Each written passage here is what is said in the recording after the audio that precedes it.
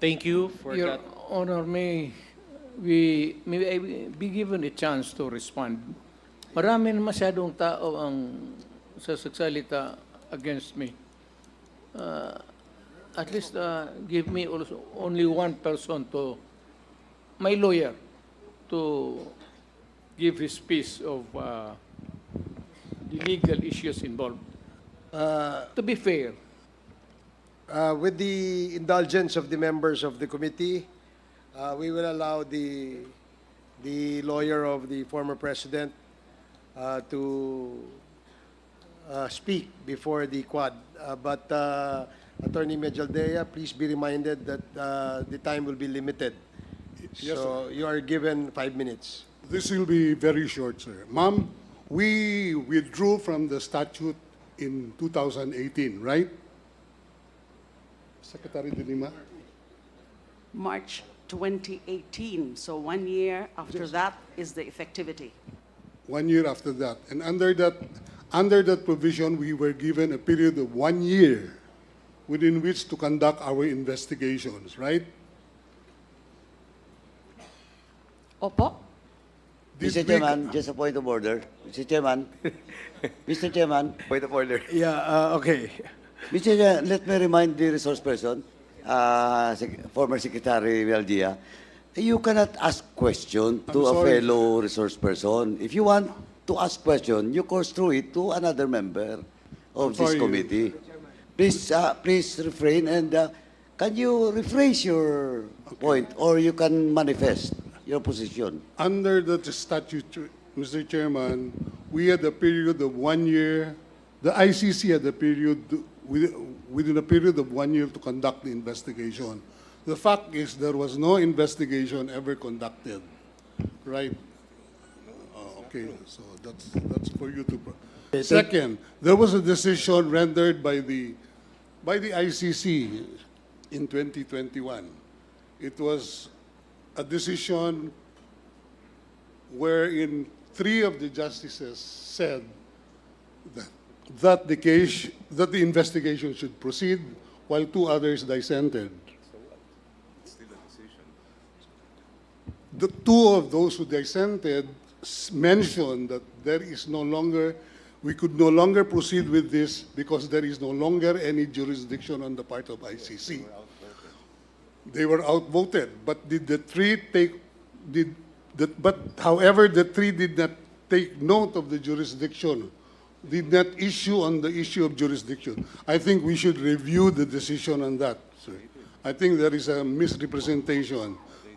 There was no mention about any jurisdiction. If they had no jurisdiction, how could they rule? They had no jurisdiction, Mr. Chairman. How could they rule then? Mr. Chair? Okay, we don't want this to become a debate among the resource persons. There was a question raised by Congressman. Sir, can I just be, hindi ko lang maano because unang-una ho, nagkaroon ng desisyon ang ICC 3 and 2, okay? 2 dissented, saying that we no longer have any jurisdiction over this case. The 3 others rendered the decision saying that the investigation should proceed, but never touch on the issue of jurisdiction.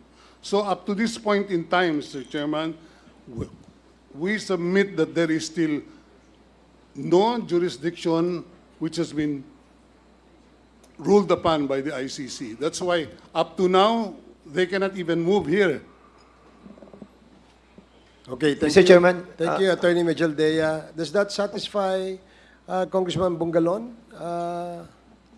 Yes, I would like to thank our resource persons for giving us the explanation on the issue of jurisdiction. And anyway, Mr. Chair, to end the discussion on the jurisdiction, probably we can just ask one explanation from the lawyers and one explanation from the counsel of former President Duterte, and then I'll shift to another issue, Mr. Chair, just to settle everything about jurisdiction. Anyway, what is clear right now is that there is an ongoing investigation with the ICC, and we cannot settle that issue here in the QUADCOMM hearing, Mr. Mr. Chairman, That is correct. Mr. Chair. Attorney Mejaldea has already stated that the decision was, there was no jurisdiction, if I understood it correctly.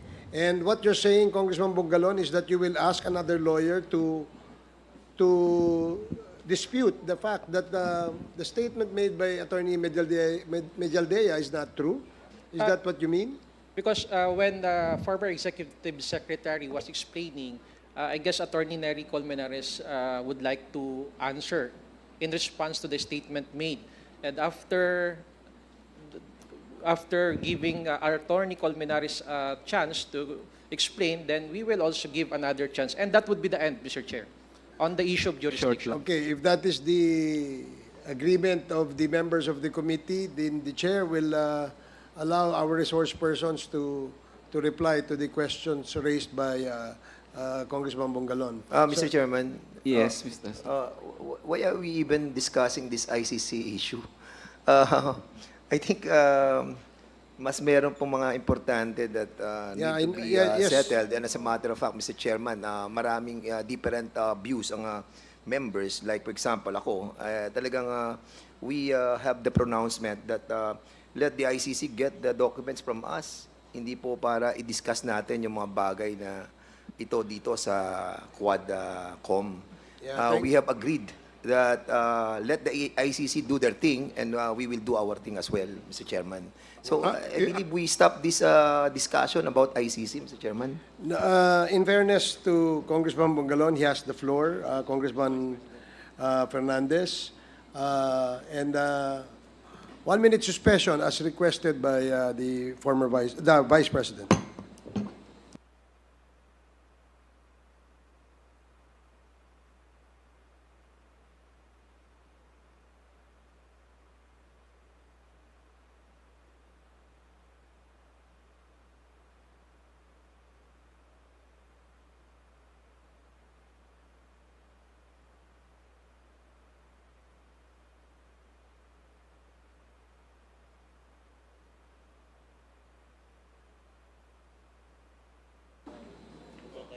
Hearing is resumed.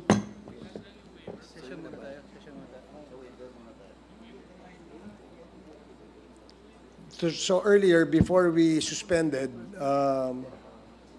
there was a question raised by Congressman Bongalon where the former executive secretary has replied and has stated his reply as the ICC has no jurisdiction.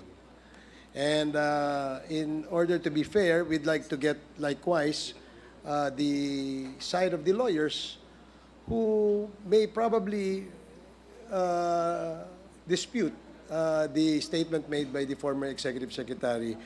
And after that, we will again give the former executive secretary the opportunity to again reply. To be fair, yan po ang ating ano. So at this point, you may ask the question, Congressman Bongalon, to whoever you want among the resource persons to reply. We just want to hear the comment of Attorney Colmenares and then Thank you. Thank you, followed by Mr. the Chair. executive Short lang actually to. Una muna, Mr. Chair. It's not true that there is any section in the Rome Statute that says that the prosecutor has to investigate within 1 year. There is no such rule, Mr. Chair, and probably the Honorable Executive Secretary is mistaken in the reading of the Rome Statute. Second, Mr. Chair, the decision of the pretrial chamber is that the investigation should continue. At klaro naman, Mr. Chair, na ang desisyon doon ay hindi nagsabi na hindi kami tutuloy, walang jurisdiction. The Executive Secretary is citing the dissenting opinion, but we all know that the ruling of the majority is the case. So even if may nag-dissent doon, the fact is the ICC has decided. So basically, the investigation continues, may jurisdiction ng ICC, and if the former president gusto niyang i-challenge yun, then he can always go to the ICC and file a motion.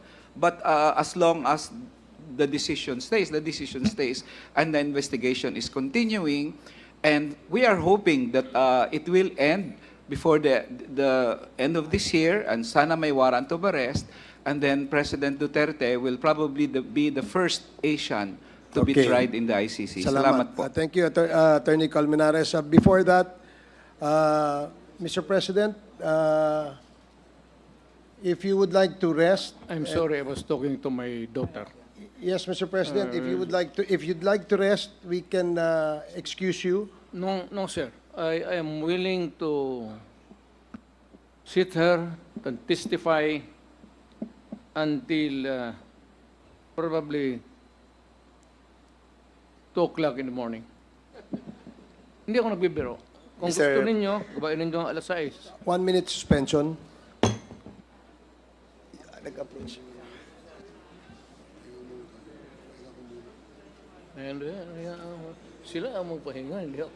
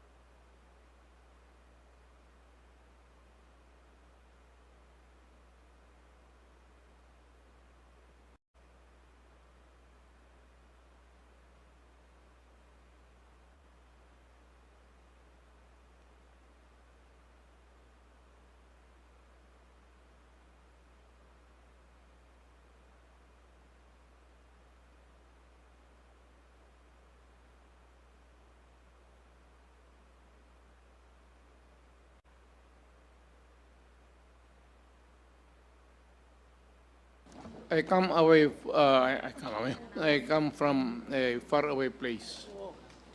It's expensive to travel. Let us have a continuous hearing, maybe 5-10 days, and each hearing hanggang ako I'm good until 2 in the morning. I demand that kind of, kasi probinsyano po ako, hindi naman ako mayaman. Every time that I am summoned there, it's a expense. Hotel, pati aeroplano. Ngayon kung magsige tayo dito pa, ganon, mamuluwi ako. I am living on my retirement pay. Wala akong negosyo. Tanungin mo kahit sino sa Davao. Wala akong outside source except my retirement pay. Ngayon, kung ganito tayo palagi, mamamlubi talaga ako. So, mabuti pa, diretso tayo until kingdom come, until this committee will come to a logical and right decision. Hindi pwede yung magpatawag na kayo ng ano-ano tapos anong oras. Expensive yan eh. Lalo na sa, mabuti kung mayaman kami. And we have to spend for the hotel. Well, anong Hearing is resumed. Mr. President, inaalala lang po namin ang inyong health. Dahil ito naman po ay hindi pa ho, ito ang una't huling hearing na gagawin natin. And we wanted to make sure na kayo po ay healthy. It would be great for the people to know that I died in your... Mr. President, in deference also with the request of the Vice President, concerned lang po siya sa kalusugan po ninyo. And that's the reason why the chairman decided to let you go. Vice President lang naman, di ba siya presidente? Hintay siya kung presidente siya, maniwala tayo. So are you okay? And can we proceed, Mr. President? Until kingdom come. Okay, thank you, Mr. President. Okay. Now, the parliamentary status is that before we went on break, Congressman Jill Bungalon has asked a question to the lawyers who are present and our resource persons as well. Now, you can continue, Congressman Bungalon. Thank you, Mr. Chair. I'm already, let's end with the discussion of the jurisdiction. I just would like to ask some questions to one of the resource persons, former Senator Antonio Trillanes. Regarding po ito dun sa nabanggit ni Congressman Bong Tebes kanina, na may na-file daw ho kayong kaso laban kay former President Rodrigo Roa Duterte, including his son, Congressman Pulong Duterte, and his son-in-law, Mans Carpio, and other respondents. Mr. Chair, gusto ko lang po malaman kung ano yung kaso na i-file po ni former Senator Trillanes. Mr. Chairman, ang na-file ko na case laban kay Duterte ay tatlong plunder cases. Yung una, tungkol doon sa mga ghost employees at mga confidential funds niya sa Davao. Tapos pangalawa, yung frigate scam na 16 billion na kung saan ang binigay nila ng mga equipment ay yung mga segunda klase, whereas doon sa kontrata, mga primera klase yung nakalagay. Tapos pangatlo, yung 6.6 billion pesos na infrastructure projects na binigay ni Duterte at ni Bongo doon sa tatay at kapatid ni Bongo, starting nung mayor siya until nagpresidente siya. Then, may final din ako na illegal drug smuggling case laban kay Pulong Duterte, kay Mans Carpio, kay Charlie Tan, Nicanor Faildon, Allen Capuyan, at iba pa. Ito yung tungkol sa 6.4 billion peso shabu na hinayaan lang nung presidenteng galit daw sa illegal na droga, pero ang mga kinasuhan lang yung mga maliliit na players at na-spare yung mga drug lords. Mr. Chair, pwede ho ba malaman kay former Senator Trillanes kung saan niyo po i-final yung mga kasong ito? Final ko po sa DOJ itong illegal drug trading case.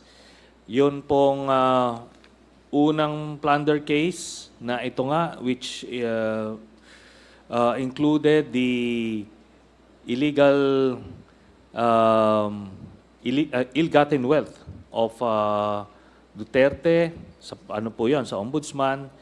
Then yung dalawang plunder ay nandoon din po sa DOJ na file. Apo. Mr. Chair, I am more particular on the case that you just have recently filed, Yes. the 6.4 million shabu, and that was filed before the Department of Justice, correct? Opo, yes, Mr. And Chairman. may we know, Mr. Chair, what is the status of this case pending before the DOJ? Ngayon po, nasa case build-up stage siya.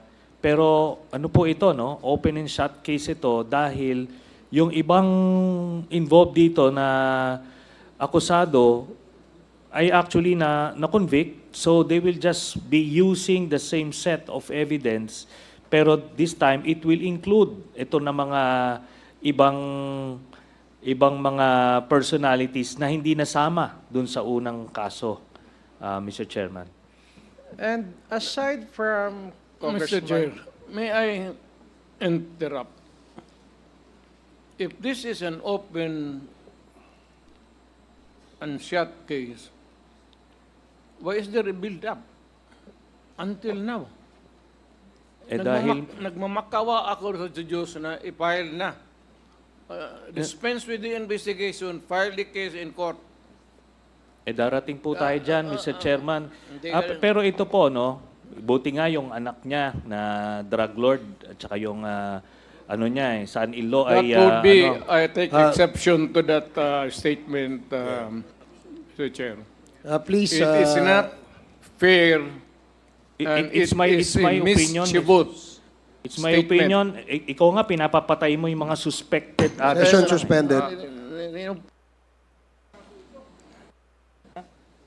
Wala ka na. Ano? Sani. Pinapagalit Huwag, Sani. Huwag kang mag-arte rito ng ganyan. You do not provide.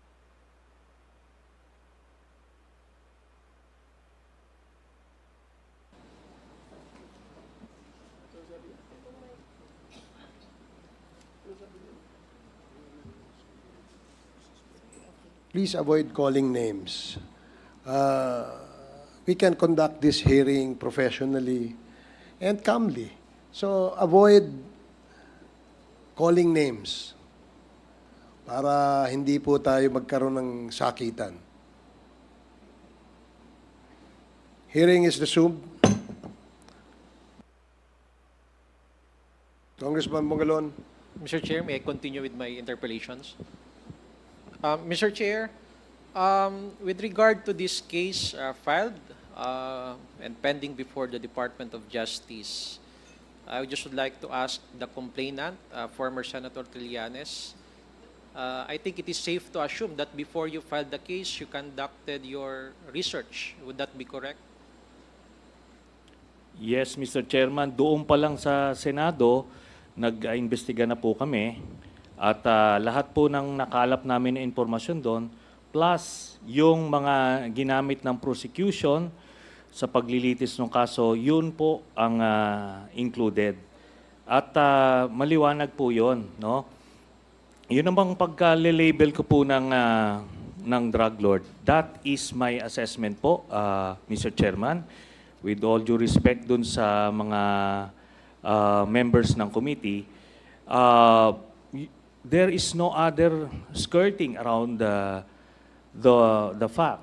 Kasi po, nung sila, maliwanag po dun sa testigo, yung testimonya ng testigo, kinokontrol ang gatekeepers at that time ng mga kontrabando ay si Mans Carpio at si Pulong Duterte. At nakalagay po yon on record sa Senate investigations at doon sa court hearings.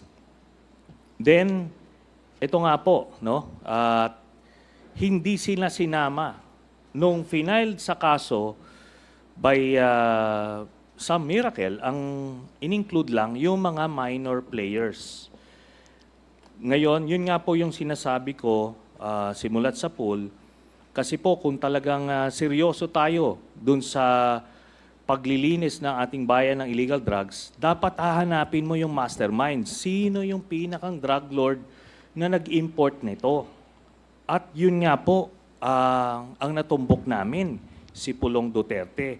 In fact, nung Senate hearing, sinabi ko nga na miyembro ng triad si Pulong at yung proof nun ay yung dragon tattoo sa likod niya, which is the mark of a triad member.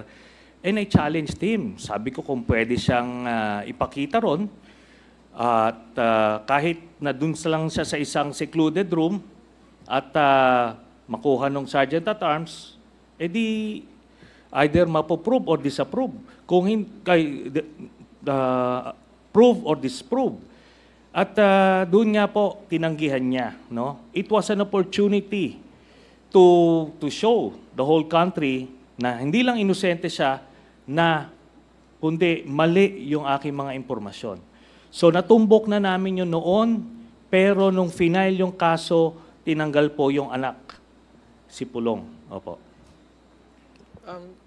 To continue, Mr. Chair. You have last 2 minutes, Congressman Bungalon. Yes, thank you, Mr. Chair. I'll just wrap up my questions. To continue, you conducted that Senate investigation in 2017. And what was the outcome of that investigation? Yun nga po, no? Dahil na whitewash po nung mga panahon na yon, kasi yung chairman ng committee noon ay kaalyado nito ni Duterte, kaya wala pong nahantungan. Tapos nung final po sa DOJ yon, yung kaso na yon, dahil nakatingin na po yung buong Pilipinas eh. At nakuha talaga yung 6.4 billion shabu, so kailangan po may mananagot. Pero ang mga nanagot ay yung mga nasa ibaba lang. Ni nga pangalan lang nung drug lord na nasa likod ng importation na yon, ni hindi po mini-mention nung mga PIDEA or nito ni Duterte para lang pakita kung sino yung nasa likod nun. Kaso he was not interested precisely because kagrupo niya. Isa na doon yung anak niya. Yun po yun. Mr. Chair, a while ago you mentioned the name of Michael Yang. Yes. Is he a respondent to this case? Doon po yan sa Jimmy Guban case. Dalawa po kasi, yung 11 billion na yung shabu shipment na yon. Ang sabi ni Jimmy Guban, base doon sa testimonya niya dito, doon po involved si Michael Yang, Pulong again, and Mans Carpio. Pero doon po, dito sa 6.4 billion peso shabu, ang lumabas po si Charlie Tan, ang drug lord associate na kasama nila. And lahat po to lumabas po dun sa testimonya ni Arturo Las Cañas. These are the names: Michael Yang, Sammy Uy, at Charlie Tan. Sila po yung mga kakagrupo ng drug lords na kapartner at pinoproteksyonan ni Duterte. For my last question, Mr. Chair, you also mentioned a while ago the word triad. Yes. Ano ho ba itong triad nito at ano ang partisipasyon nitong triad nito sa sinasabi niyo pong 6.4 million na shabu? At yun yung basis nyo ng pag-file ng kaso laban ho sa mga respondents dito sa kasong ito. Base po sa testimonya ni Las Cañas, miyembro po ng triad si Charlie Tan at Michael Yang at ni-recruit nila si Pulong. So yun po ang triad. Ito po yung mga grupo na involved sa mga illegal activities na based sa mainland China, Hong Kong, and Macau, Mr. Chairman. Your Honor, That would be May my I- last question, Mr. Chair. Thank you. Interrupt. Thank you, Congressman Bongalon. Mr. President, You know, you'd like to say something? There are so many persons accused here or mentioned to be criminals. Criminal yung ano. In fairness, yung mga tao na sinasabi nito, dapat ipatawag. Ye- At given a chance also to answer. Yes, we will, in fact, that- we invited them in the That last is, two hearings. yeah, this is how it operates, Your Honor. Thank you. Fairness. Thank you, Mr. President. Yeah, the next to interpolate is Congressman Paulo Ortega, and then Congressman Suwan, and then Congressman Lara, and then Congressman Acop, and Congressman Garin. So, yun ho ang ating order para hindi ho kayo malito. So, Congressman Ortega, you are recognized. Chair, I will yield my time to Congressman Suwan since I was given a 9-minute interjection earlier. Thank you. So, you're yielding your time to Congressman Suwan. Okay. Congressman Suwan, you're recognized. Thank you, Congressman Paulo, Deputy Majority Leader. May I request, Mr. Chair, that we also extend to the former President the same leniency that you extended for Congressman Raj and Congressman Zia. Mr. President, Yes, sir. I'm just curious. I'm certain that you believe that the way you conducted the drug war was legal. Am I correct? That was the way I viewed how to control the crime, sir. The best way that I could have possibly undertaken sa isip ko as president. It was my sole single discretion. Okay, sir. Nothing could have moved without my You say so. But I'm curious, if that was your belief, why did the Philippines withdraw from the International Criminal Court? Hindi man, it has nothing to do with itong The kaso drug na- war. May I know the reason why you withdrew from the International Criminal Court? It's a silly court. I'm sorry, sir? It's a silly It's court. a silly, okay. It's a silly court. Walang ginawa yan. Wala namang nakulong. Wala namang basta puro demanda yan. We have seen a lot of leaders, world leaders from Africa committing acts of murdering his people, murdering his neighbor. Wala man ako nakita, sir, na narinig nila na nakulong hanggang ngayon. But were they actually members of the International Criminal Court, though? Yes, sir. They were also members. Yeah, yes, sir. And yet they were not tried? They were tried, but wala kang nangyari. Okay. Have you ever thought of actually facing the International Criminal Court instead of withdrawing? Had it ever crossed your mind back then? Sir, hindi ako believe sa puti. I would rather face a Filipino. Baski wala akong abogado. Ako lang. And he can sentence me to death or to reclusion perpetua. Basta korte ng Pilipino, I will abide by it. I will not allow a foreigner to judge me for the things that I had to do during my time as President of this Republic. So you trust the Filipino courts more than the ICC? Of course, sir. Okay. Of course, and they can have the special prosecutor or whatever. Sila na ang mamili. The administration, kung sino man ang nandyan, will have a choice of what prosecutors, kung anong tawagin nila, o create a special court.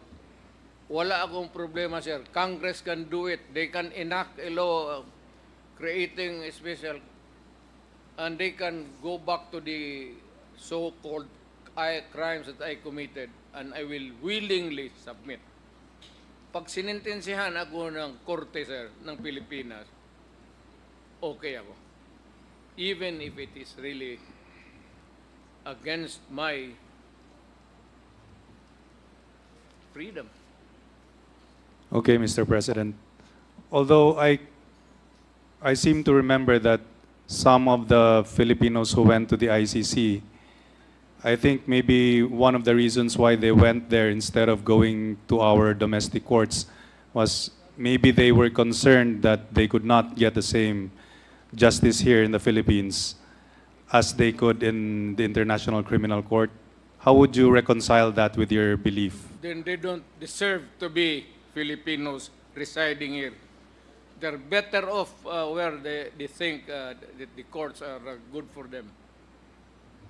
Hindi ako mag-surrender ng foreign court, sir. Never. I will not allow myself to take to place under jurisdiction of any court. Pilipino ako, mamatay ako na Pilipino, makulong ako na Pilipino before a competent judge, a competent prosecutor, and I have a defense counsel, ang kagaya ng katabi ko, pati yung sa likod ko, they are all good, and I know that I will be acquitted. Salamat kayo, Mr. President. Yes, sir. I would like to ask questions from former Senator Trillanes. I heard earlier that you filed several cases against the former president. And one of those was regarding drugs. And what was the second case that you filed?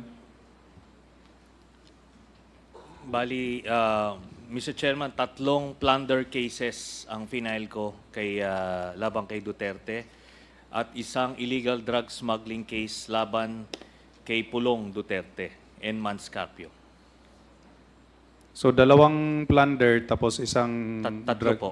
Tatlong plunder cases? Yes, Mr. Chairman. And 1 drug smuggling case? Yes. So you filed 4 separate cases against the Duterte family? Yes, Mr. Chairman. What was the earliest case that you filed? Yung una po, yung 2016 na final ko. At yun nga po yung inimbestigahan ng ombudsman at in the course of their investigation, ito pong si Deputy Ombudsman Arthur Carandang ay na-confirm niya na validate niya yung Mr. Chairman, yung mga documents na sinubmit ko doon sa nung hiningi niya yung documents sa AMLAC. So the documents I presented here were the same ones. The ones that you showed earlier? Yes, yes, Mr. Chairman. Here in the screen? Yes, Mr. Chairman. So those were the basis of the case that you filed in 2016? 2016, yes. And what case was that again? Plunder? Plunder, yes, Mr. Chairman. So who were the accused in that case? Siya lang po, Mr. Chairman. Siya lang. And what happened? What was the basis for you filing that case? Yun nga po, yung...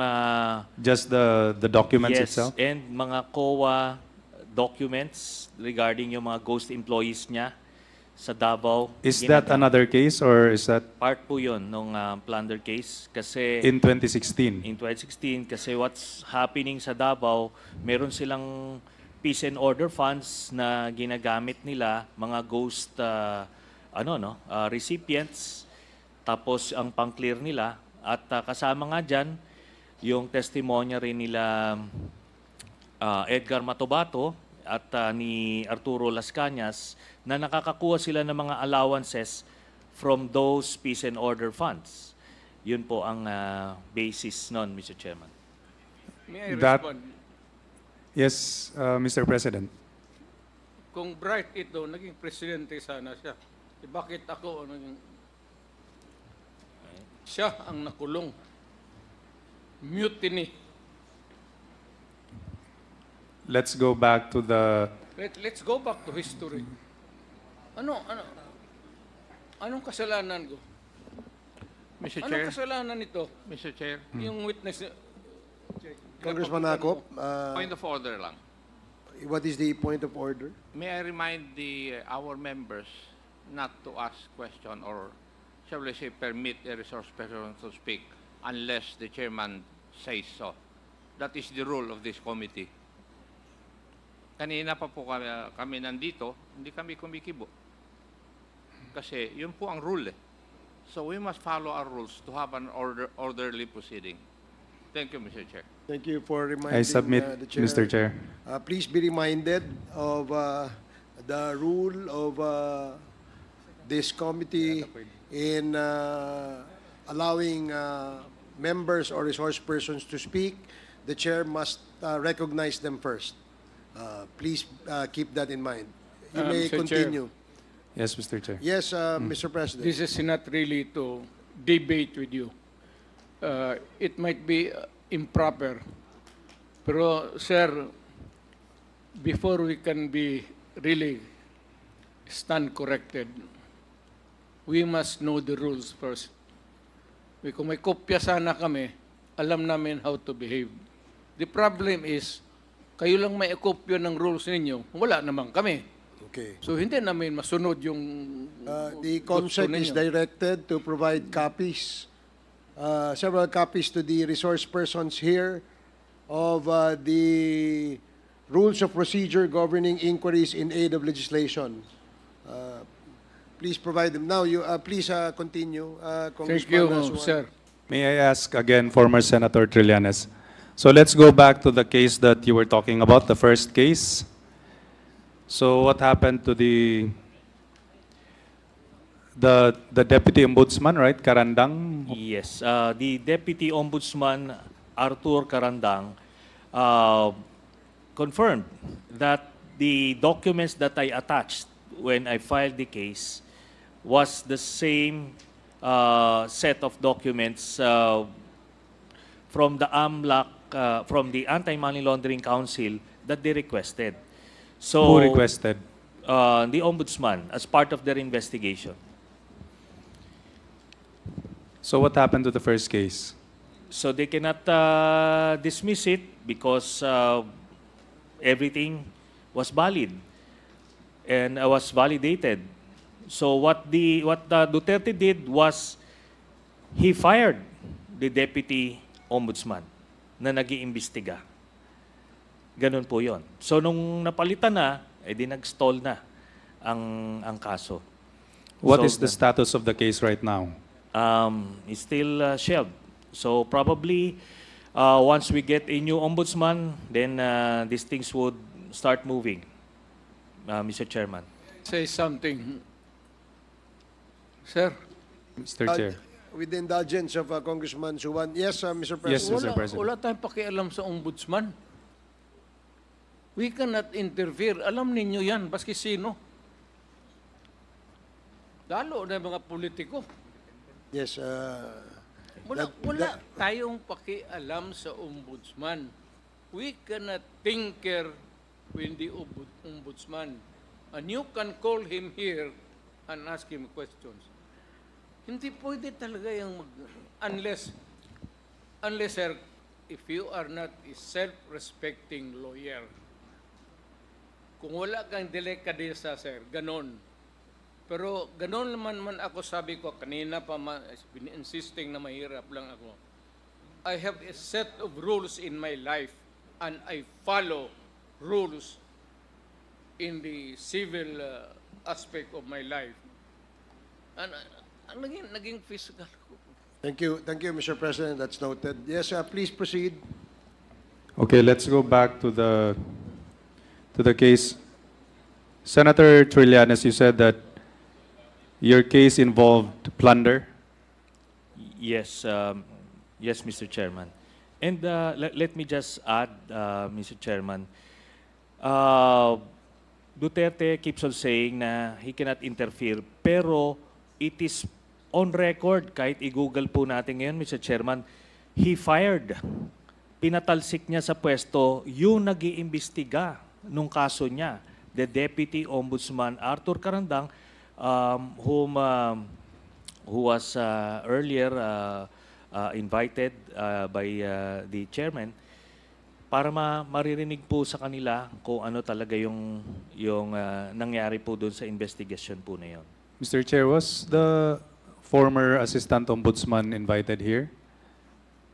We have not sent an invitation to him, Your Honor. Yes. Mr. Chair, it's been moved earlier, Mr. Chair.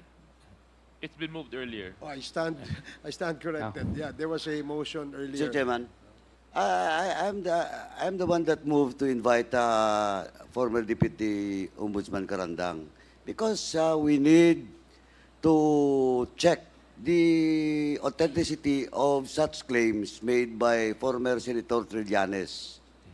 Well, in fact, I'd just like to correct the statement of the former President. We can invite ombudsman, and it's up to them to attend. But being a former congressman, being a former deputy ombudsman, we can invite him to shed light on the matters that was raised by former Senator Trillanes. I agree, Mr. Chair. Since you, he's Mr. no Chairman. longer the ombudsman, then Yes, sir. it would be better to invite him too. More so that there is there is something cast an aspiration against the office. It is in keeping with our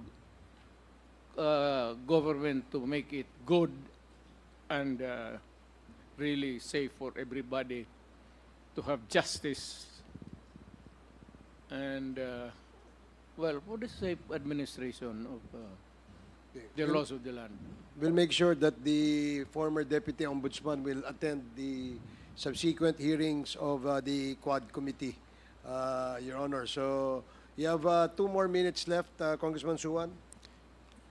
Senator, the crime of plunder is quite serious, and I think there is a minimum amount of, there is a threshold before plunder can be alleged. How much was the amount involved in this case that you filed? Doon po sa first case, 728 million, thereabouts, yung involved. Tapos, doon naman po sa isa, 6.6 billion pesos yung involved. At ito po Is kasi... this the drug case? No, the infrastructure projects na inaward ni Duterte doon sa tatay at kapatid ni Bongo when he was still the special assistant to the president. So, yan po, maliwanag po kasi first degree of consanguinity, sila yung nakikinabang nung mga pondo na yon. Then the third one is yung 16 billion peso frigate scam. At nalugi po doon yung Can you tell us more about this? Yes. So, yung case po na yon, yung sa frigate scam, nagkaroon po ng kontrata na bibili ang Pilipinas ng worth 16 billion or something from a Korean company. So, nagkaroon po ng kontrata. Tapos doon po sa kontrata, iba't ibang brand ng equipment ang nakalagay. Ito yung mga primera klase na brand ang nire-request ng... What do you mean by primera klase? Yung pinakang high-end or what's this? First hand, not second hand? No. Ano po, Mr. Chairman? First class. Yung pinakamaganda. Pinakamagandang klaseng equipment na ginagamit din ng ibang mga Navy. At yun po ang nasa kontrata. Tapos nung napirmahan na yung kontrata, nung nag-assume na ang Duterte administration, ay suddenly pinalitan nila ng mga mahihinang klaseng brand yung mga equipment. At in short, parang ang analogy po doon, Mr. Chairman, parang kang bumili ng Mercedes-Benz, pero yung makina ay pang owner na jeep, parang ganon. So, ganun po ang diniliver. Kaya malaki po ang kinita ng kontraktor at nilabi po yon nito ni Duterte at ni Bongo to the point na nung ino-oppose ito ng flag officer in command ni Admiral Mercado, dahil nilalaban niya yung kailangan ng Navy, tinanggal po siya unceremoniously nito ni Duterte. Who was removed? Si Admiral Mercado, Mr. Chairman. Na ginagawa lang naman yung tama at nilalaban kung ano yung nasa kontrata. Pero naareglo na nila eh. Siya po yung tinanggal, Mr. Chairman. Call the Navy. Baka sunod ito sa Air Force na. Okay. Please proceed. So, what happened to the third case? Yung third... The one involving the frigates? Nasa investigation phase, Mr. Chairman. And by the way, liliwanagin ko lang po, no, na I didn't say anything negative about the current ombudsman. I'm just saying baka meron po siyang ibang mga priorities kaya hindi po niya natututukan itong nauna kong final na case. And let's hope that that will change in the months to come. And last question, Mr. Chair. What happened to the second case, the one where you said involved 6.6 billion for infrastructure projects? Final ko po yan sa DOJ. As far as I know, ano rin po, nasa investigation and case build-up phase. Pero yan po, lahat ng dokumentong pinasa ko dyan ay mga COA and DPWH contracts at documents. So, yan naman po, itong tatay at kapatid ni Bongo na wala pong AAA license, ang ginagawa po nila, ang modus nila, nagpa-partnership sila, kunyari, doon sa isang may AAA contract, tapos, pero ang lahat ng nakapirma, even yung mga nagkiklaim ng checks, ay yung tatay at kapatid ni Bongo. At maliwanag po yon na sila po ang nag-benefit beyond the threshold na 50 million, Mr. Chairman. Okay. May I just manifest, Mr. Chair, that I don't think that the Ombudsman is sitting on his duties. Correct. Anyway, that's Okay, thank you. that's the last of my questions. Thank you. Thank you, Congressman Suwan. Call the attention of the Chairman. Ombudsman. We will Mr. Chairman. we will invite the former deputy ombudsman. And charge them for negligence or delay, whatever. They have to make answerable. Everybody in this we will government we will should study be that, made to Mr. answer President. We will study for that, any and if we, negligence, delay, or for willful.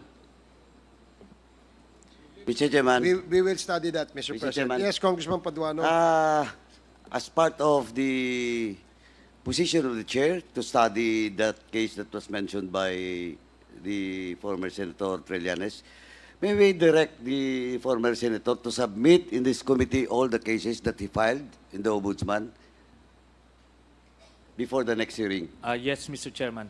Please submit to this committee before the next hearing. Yes, Mr. Para Chairman. po, we can discuss it. Wala namang subjudice dito. Yes, No? Mr. Chairman. But of course, the merit of question of yung sinabi ni former President, let us see. No? Let us see what will be the action of, well, in fact, kung may nakita tayong problema, kahit sinong citizen of this country can file a case against those sitting officers in the Ombudsman. Thank you, Mr. Chairman. Thank you, Congressman Paduano. The next to interpolate is Congressman Jojo Lara. You have 10 minutes. Thank you, Mr. Chair. Mr. Chair, my questions have already been asked. For now, I have no more questions. I yield to the next interpolator. Thank you very much, Mr. Chair. Thank you, Congressman Lara. The next to interpolate is Congresswoman Janet Garin. She's not here. So, Congressman Drixie Cardema, you are recognized. Thank you, Mr. Chair. Good evening po. Just a manifestation. This is a manifestation. Yes, Okay. Chair. Please proceed. Tayo ditong mga kinatawan ay ibinoto lamang ng ilang libong Pilipino. Ngunit ang kasama natin ngayon ang Pangulong Duterte, ang most voted Philippine leader ng 2016. At ang kanyang anak, Vice President Sara Duterte, ang most voted Philippine leader naman ngayong 2022. I would like to manifest na gusto ng sambayanang Pilipino ang pagdurog niya sa mga kriminal, durugista at NPA na terorista. Kaya sila ibinoto at patuloy na mahal ng mga Pilipino. Kaya gusto natin ng patas na hearing. Sana sinama natin dito ang libo-libong mga magulang na ang mga anak ay biniktima ng mga durugista. Ang mga ordinaryong Pilipino na naglalakad galing trabaho, tapos sinaksak o pinatay ng adik, lahat ng mga kababaihan, na kahit pati infant na babae ay ginahasa na ng adik. Libo-libo rin ang kanilang mga magulang at mahal sa buhay na wala dito ngayon. Awang-awa ang mga Pilipino sa mga inosenteng pamilyang na ito, kaya niluklok ng bansa ang Pangulong Duterte. Ang drug war ng Pangulo ay policy lamang. Hindi ito natupad kung hindi ito pinondohan ng Kongreso ng 6 na taon. Majority pa nga dito sa mga kinatawan ay naka-Duterte fist pa nung buong 6 na taon eh. Ang Duterte Youth Party List po ay patuloy na naninindigan sa Pangulong Rodrigo Duterte at pangalawang Pangulo, Sara Duterte, na naglingkod ng maayos, dumurog sa mga durugista, kriminal at NPA na terorista para proteksyonan ang milyon-milyong Pilipino. Bakit wala nag-iimbestiga dito o nag-iimbita sa atin sa sobrang raming Pilipino na biniktima ng mga durugista? And lastly, sa mga kongresista na kaalyado ng mga NPA, mahaya naman tayo sa topic ng pagpatay dahil kayo mismo, hindi kayo nagsasalita sa pagpatay ng NPA sa mga pulis, sundalo at mamayang Pilipino. Pati rin po sa mga natitirang resource persons na gusto mag-abogada papuntang ICC, si Attorney Maria Cristina Conti, na kandidato ngayon ng Bayan Muna Party List. Kasama po ang inyong katabi na si Nery Colmenares ng Bayan Muna. Sa NPA, nire-recruit ang mga kabataan para pabagsakin ang gobyerno at pumatay ng mga pulis, sundalo at tropa ng gobyerno. Di nyo naman kinokondena ang pagpatay nila. Ang kinokondena nyo ngayon ay ang dalawang naging most trusted leaders ng bansa na todo effort protektahan ang milyong-milyong mga Pilipino. In support sa advocacy sa Pangulong Duterte, ang Duterte Youth Party List ngayon, Kongreso ito, ang kaisa-isang nagpapanukala ng pagbalik ng death penalty para sa mga rapist, kidnappers, durugista at terorista. In behalf of the Duterte Youth Party List, kami ay nagpapasalamat sa todong suporta ng Pangulong Duterte at VP Sara Duterte sa mga tropa ng gobyerno at sa pagdurog nyo sa mga kriminal, durugista at NPA na terorista. Yun lang po. Maraming salamat po, Mr. Chair. At Thank magandang you, gabi po. Congresswoman. Salamat, Cardema. Mr. Chair. Bawal po pumalakpak dito. Kung gusto niyo pumalakpak, doon kayo sa labas. Maaari ba? Mr. Chair. Wala hong bastusan dito, ha? Sige, Congressman Acop, you're recognized. Thank you, Mr. Chair. I beg to disagree with my colleague. Kasi bata pa siya. Ako, I have given up my life for this country. The former president is only 2 years older than I am. But I have been fighting for this country. I was a member of the Philippine Constabulary and became a policeman after Republic Act 6975 was enacted.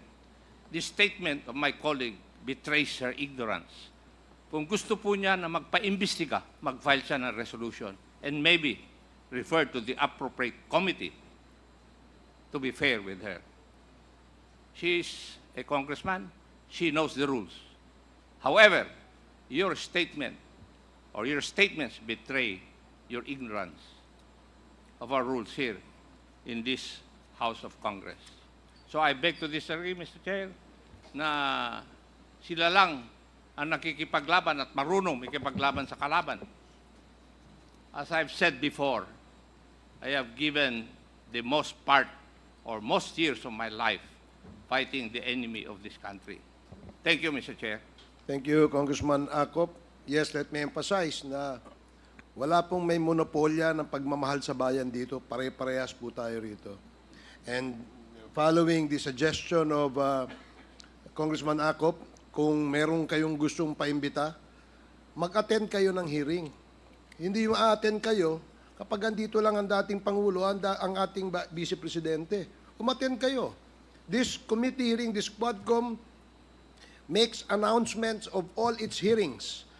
And from here on, we want to see you in our hearing, and please submit to the committee secretary all the persons you want to be invited. Wala hong ano yan, wala hong ano yan. Kung sino yung gusto niyang imbitahan, pwede po yan. Gusto ko lamang pong liwanagin na wala hong may monopolya sa pagmamahal sa bayan dito. Hindi kayo, hindi kami. Pare-parehas tayo nagmamahal sa bayan. Pare-parehas tayo nagseserbisyo eh. Diba? Huwag niyong sabihin mas magaling kayo. Dahil kami, hindi naman namin sasabihin magaling kami. Pero kung pagmamahal sa bayan, pare-parehas tayo. Huwag niyong sosolohin yan. Dahil magagalit si Congressman Dan Fernandez. Anyway, Mr. Chair. Mr. Chairman. Mr. Chair. Congressman Abante and then Congressman Senior Deputy Speaker Gonzales. Congressman Abante. Katulad din po ni Congressman Romy Acop, gusto ko ring sabihin ang ilan sa aking talambuhay. 1986, Mr. Chair, muntik nang bumaksak ang Pilipinas sa NPA. Mayroong 37,000 na armed NPA sa bansa. Mayroong 5 million na mass support ang NPA. That was 1986.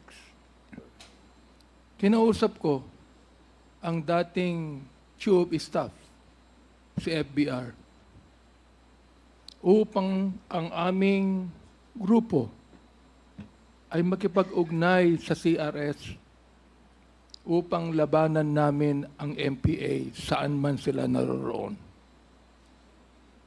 Bilang isang religious leader, wala po kaming dalang armas. In fact, kami po ay nag-create ng grupo na ang tawag confrontational evangelism. Nang ibig sabihin nun, habang NPA ay naghahasik ng lagim sa mga bayan, kami naman ay nagtuturo ng Biblia at ng tunay na kalayaan sa bayan. Ako din po ang isa sa mga nag-suggest kay FBR nung araw na magtayo ng isang civilian force na magiging kasama ng armed forces. Naging pangulo po sa FBR. Kasama po ako doon. Naging konsyal ako ng Maynila. Andiyan po sa Attorney Bebot Bello. Alam po niya na magkasama kami sa lakas nung araw. So tama po ang sinabi ni Congressman Acop, ni Congressman Ace Barbers, na lahat po tayo nagmamahal sa bayan. Kaya nga, Mr. Chair, gusto kong itanong sana dito kay Senator Trillanes, if he is working for the ICC. Are you working for the ICC, Mr. Chair? Hindi po. You are not. Hindi po, Mr. Chairman. But you are connected with the ICC. Opo, by virtue of being the first to So, Mr. to file. Chair, Yes. this man who used to be a part of the armed forces, that should be a patriot in this country, has been conniving with the ICC in this country. Now, we would like to have a balance here.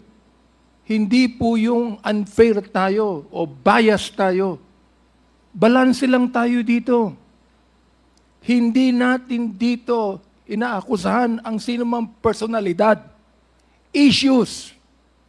Kaya nga sinasabi ko sa ating former president, hindi ko maintindihan kung bakit kinakailangan pumatay tayo ng 30,000 people sa war on drugs. Naniniwala po ako sa war on drugs, Mr. President. Suportado ko na ayaw natin ang bansang Pilipinas mahulog sa kuko ng mga drug pushers and drug lords. Ang nakakapagtaka lang, Mr. Chair, kung bakit kakaunti lang ang napapatay ng mga drug lords at drug traffickers at libo-libo ang napapatay ng mga drug pushers at daan-daan ang napapatay ng mga drug users. Huwag natin pag-usapan dito ang ideolohiya. Pag-usapan po natin dito kung paano natin pagagandahin ang bansang Pilipinas. Yan po ang pag-usapan natin dito, Mr. Chair. Maraming salamat po. Thank you, Congressman Abante. Mr. Next, Chair, our senior Mr. deputy. Chair, would like to manifest. Yeah, but before Okay. I recognize you, I will recognize Senior Deputy Speaker Dong Thank you, Gonzales. Mr. Chair. Thank you, Mr. Chairman. My dear colleagues and the former President, our Vice President, for the information of our colleague, Congresswoman Ordenas, ang tanong po, bakit nandito po tayo ngayon? Because I'm the one who stood up in the floor last August 5, for your information, na calling for a joint investigation for the pressing issues of extrajudicial killings, illegal drugs, and illegal activities linked to Philippine offshore gaming operators. There are a lot of House resolutions. I filed also a House resolution number 1346 directing the inquiry in my own town in Mexico, Pampanga, and you know all of that doon po nakita yung worth 3.6 billion pesos na 560 kilos of shabu. And that is in my district, and that is in my province, and that is our town in Mexico. And nakita po din natin yung 3.8 billion worth na intercepted sa Subic Port na inotor po ni Congressman Jeffrey Cong. Sinabi ko po lahat ito, there are a lot of House resolutions and we have consolidated.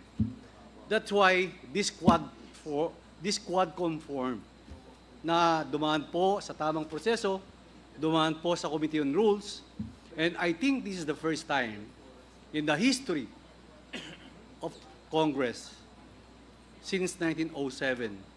This is the first time na nagkaroon po tayo ng QUADCOMM committee.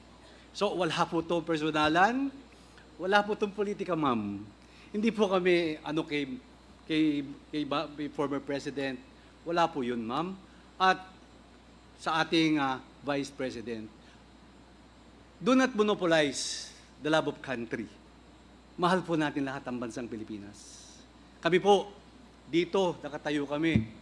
We are staying here up to 2:30 in the morning. We are inviting all resource persons to dig it out what is true. Kung sino po, hindi naman ibig sabihin, in-invite ka rito, akusado ka na. Hindi po. There are a lot of witnesses going to the office of our chairpersons of these various committees to testify, to tell the truth, at kami naman po, hindi naman po basta-basta kinukuha natin yung mga witnesses. So I repeat, Mr. Chairman, thank you again for the opportunity. And I would like to enlighten our co-members, the members of this 19th Congress, please attend this QUADCOMM hearing. Totoo po yun. Hindi lang po andito ang ating former president ngayon. Nandito kayo. Hindi lang po nandito si Vice President Sara ngayon. Nandito kayo. Hindi po ganyan. Kahit sino po dapat wala tayong pinipili. This is the love of country. Maraming salamat po, Mr. Chairman. Thank you, Congressman Gonzales. Next, Congresswoman Castro. Thank you, Mr. Chair. Palabas na sana ako, pauwi na talaga sana ako. Kaya lang narinig ko yung manifestation ng ating kagalang-galang na colleague, Representative Cardema. Alam niyo po, Mr. Chair, paulit-ulit yan yung manifestation na yan. 3 beses ko na yung narinig na paulit-ulit. Laban sa mga NPA, laban sa mga progresibong grupo, laban sa mga party list ng mga progresibong kagaya namin. At yung mga tinutukoy niya siguro ay kami yun, no? At talagang nakikita naman natin, ano ba talaga yung intensyon, no, ng mga ganitong manifestation. Ito ginagawa natin ito tulad ng sinabi ng ating chair at SDS, panglabing isang araw na natin itong ginagawa, no? Nagpupuyat tayo dito, nagpapagod, hinahanap ang truth, etc. Para lang makita natin, 3,000 ang napatay, more or less, sa panahon ni President Duterte na EJK. So, wala ba yan sa inyo? Karamihan dyan, mga kabataan na walang kamalay-malay na naging biktima, Mr. Chair, ng ng mga karumal-dumal na mga pagpatay sa panahon ni President Duterte. I know idol mo si former President Duterte, Mr. Chair, idol ng ating colleague dito, kahit na yung ating Vice President. Pero dapat po ang tingnan natin dito ay yung kapakanan, lalong-lalo na yung ating mga kabataan. No, kaya po at isa pa po, Mr. Chair, hindi natin pinapayagan sa ating committee yung pag-disrespeto sa ating mga resource person.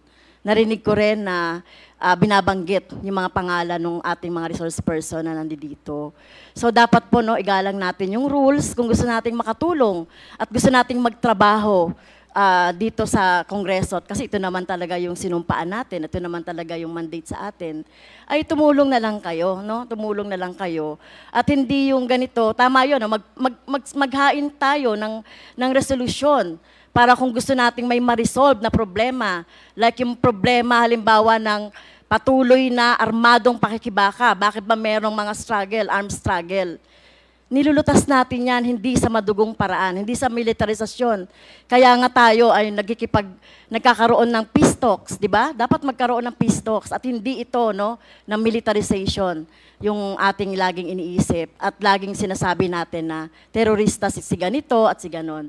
So, Mr. Chair, pasensya na po kasi nagiging irrational, yung mga ganitong mga statement ng ating colleague, pasensya na, with due respect.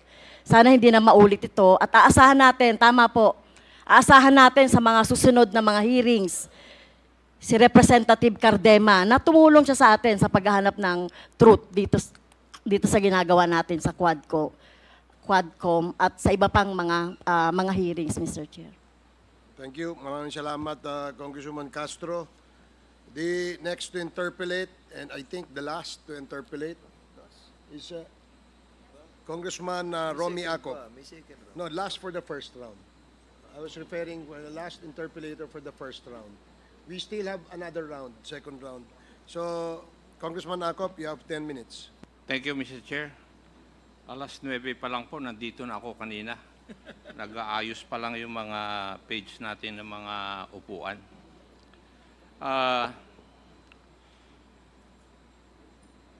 Mr. President, please allow me to ask questions to you. And I hope they would not be considered as stupid questions dahil ayaw nyo po na matanong kayo ng stupid Biro lang yun siya. questions. Hindi naman ako. Uh, Part of it. Thank you. Araw-araw na, may mouth. Marami pong salamat, Mr. President. Clarification lang po. A while ago, kayo po ay natanong tungkol dun sa mga prinisinta ni Senator Trillanes na mga bank accounts. And you said you Mr. would Chair, sign a waiver. Mr. Chair, with all due respect, Mr. Chair, can you please, can I move for 1 minute suspension? 1 minute suspension. What is the commotion? Bakit?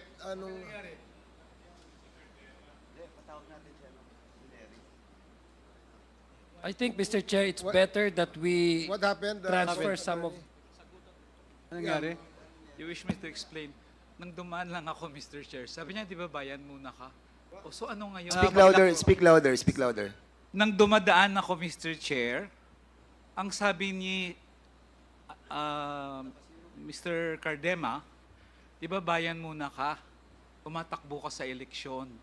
So sabi ko, marami namang congressman dito tumatakbo sa eleksyon. Bakit kami ang minimension mo? Okay, sige po. So yun Maraming na naman salamat po ang po. ano ko. Maraming salamat. Thank you, Mr. po. Chair, Mr. Mr. Cardema. Chair, I would advise our guests here, please not to provoke anybody, especially the guests here, if I may humbly request, para hindi ho tayo tumagal pa. Thank you, Congressman Adjong. Mr. Chairman, Mr. Chairman, Yes, may I ask Congressman Paduano. former Congressman Ray Colmenares as a resource person to go back in the meeting room? No, I think he's going to the comfort room. Unless nasa siya, sa comfort room. Yeah, he's going to the comfort room.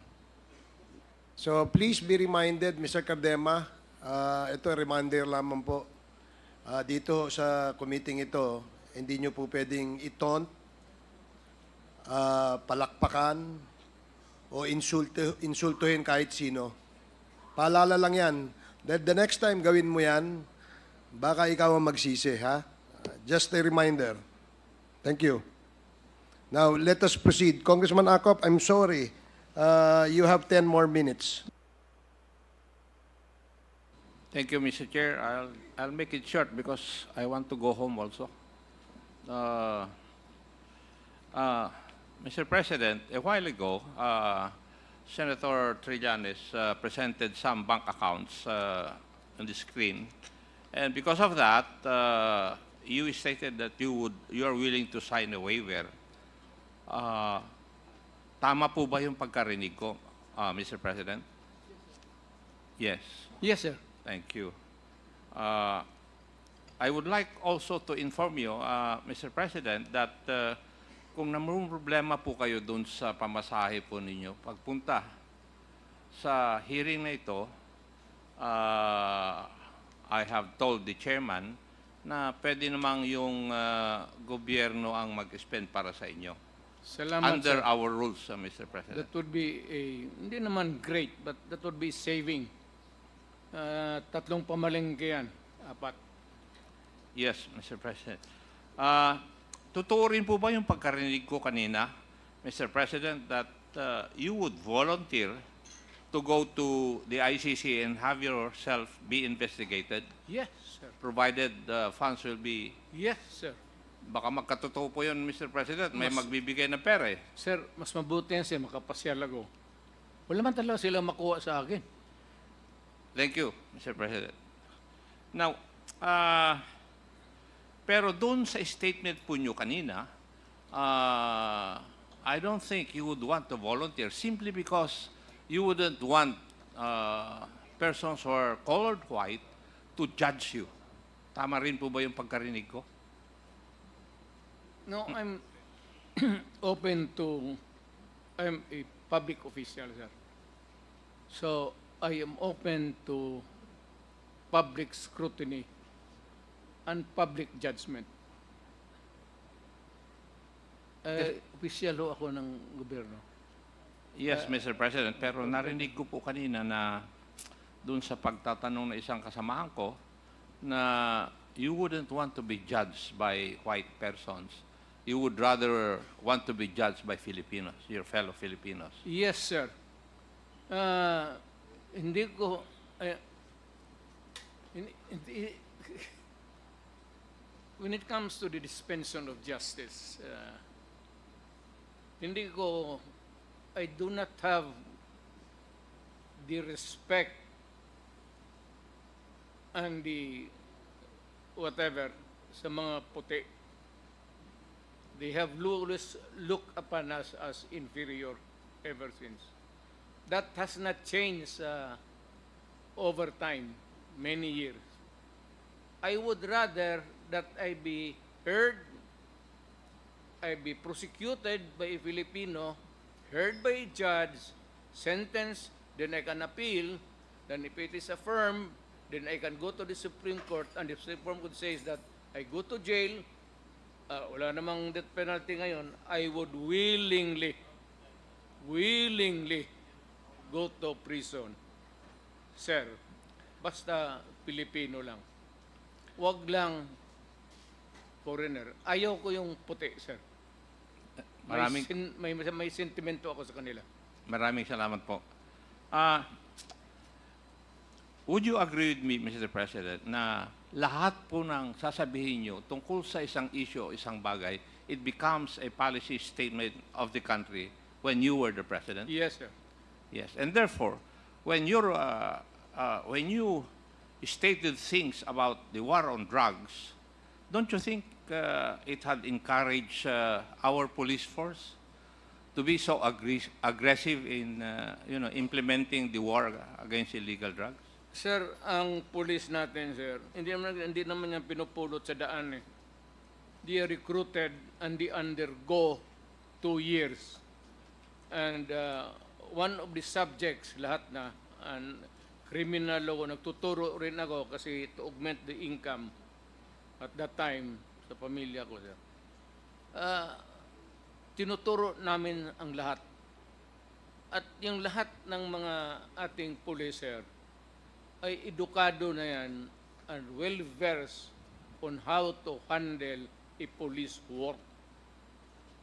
So, bago sila magsabi na binugbog ng police o ganon, titignan mo muna, sir, kasi ang police, usually, hindi kagaya ng ibang civilian, kung may gulo, they can stay away.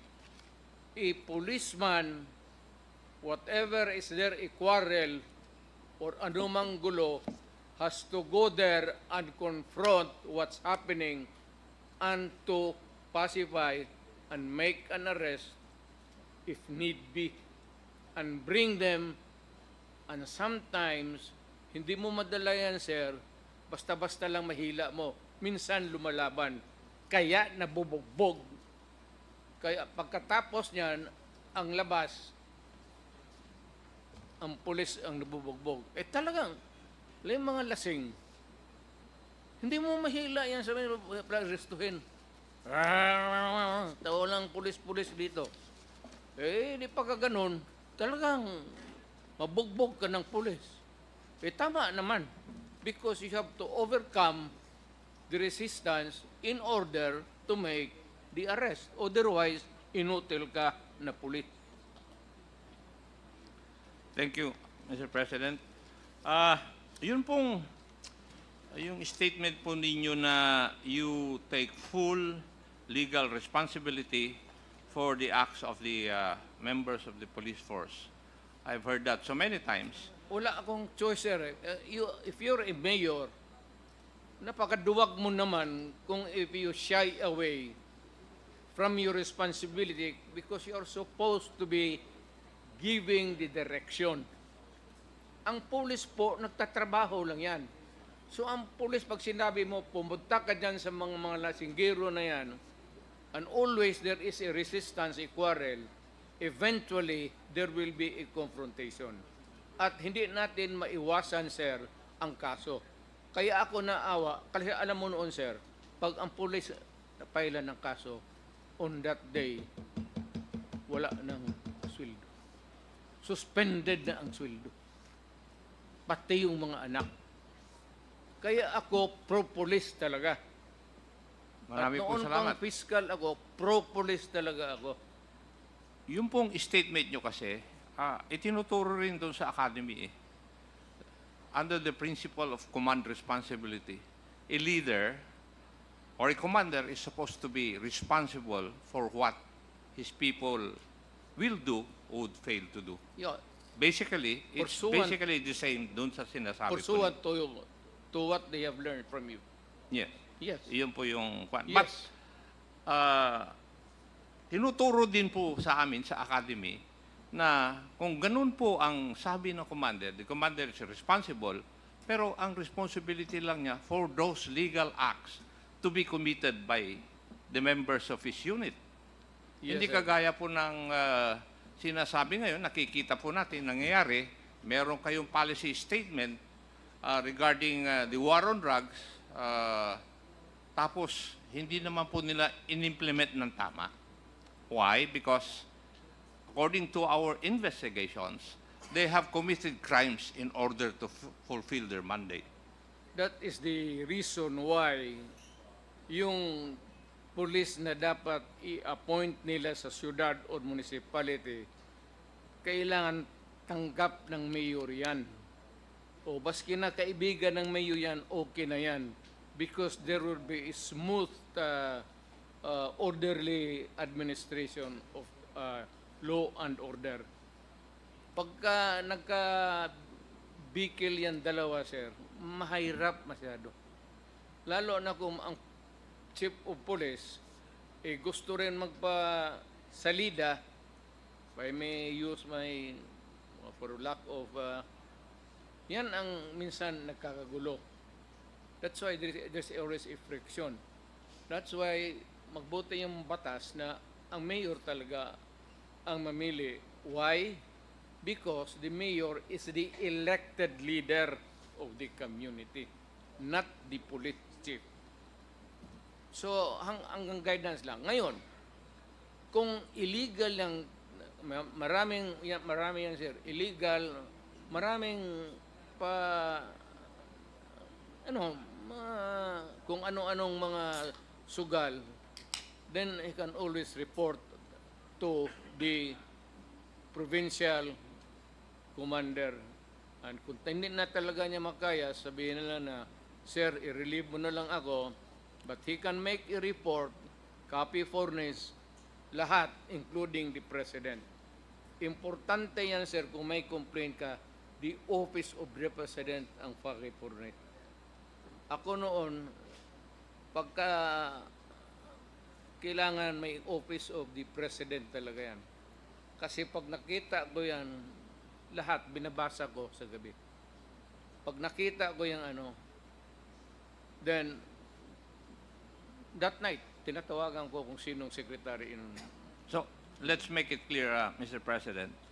You take full responsibility for the acts of your police force, but you are not responsible for their individual acts which would constitute a crime. Sir, bago ito sila na police, nag-aral ito ng academy ng 2 years. Of what purpose would have been or it would be kung walang natutunan ito sa basic criminal law, criminal procedure? Ako doon sa amin, ako ang natuturo mismo And not because of the money now, but because I want to share my knowledge with the police so that we can have a better police force. Noon, sir, gidaginot ko yan. I want daginot sa Tagalog. Unfortunately, Mr. Kasi President. kailangan ko ng pera. Unfortunately, Mr. President, some did not learn maybe from your teachings. Mas- That's why, We have the terms kalawags. opo, Money, sir. Basta dyan sa police nagkalitsi-litsi, it's always money. Or, dalawa yan, sir. May pangalawang asawa yung mga gago o may sugalan dyan. Ano. Pero whichever, yung first na dalawang asawa, hindi masyado ko ang magdikdik niyan kaya marami tayong may kasalanan ng ganun. Maybe the chairman can explain to us what that means. to a layman's term. Marami pong salamat, Mr. President. May I ask Attorney Conti, when would you consider a person a criminal? Your Honor, under the rules, a criminal would have to be convicted of a crime. Prior to that, it would just be someone who is either accused if already indicted in court, or charged if only complained of before the prosecutor. Did I get you right, Madam Attorney, na ikaw ay magiging criminal kung ikaw ay na-charged and you have been convicted with final judgment? Ganun po ba yun? Could be, Your Honor, but pwede din po sigurong sabihin na criminal na kung kahit yung initial na conviction lang po muna. Kasi, kumbaga, may conviction ka na from a court. Baliktarin ko po, kapag sa fiscal, charged, or respondent, kung tatawagin, kapag nakarating sa korte, accused, and then pag na-convicted, criminal. So, even if you have been convicted sa, for example, regional trial court, nag-appeal siya hanggang sa Korte Suprema, he's already considered a criminal under the eyes of the law? Yes, Your Honor, because there is a conviction. Of course, you can contest that. Pwede nyo pong sabihin na, under appeal pa rin naman. But the conviction stands. It could be just that hindi siya nagsiserve ng sentence.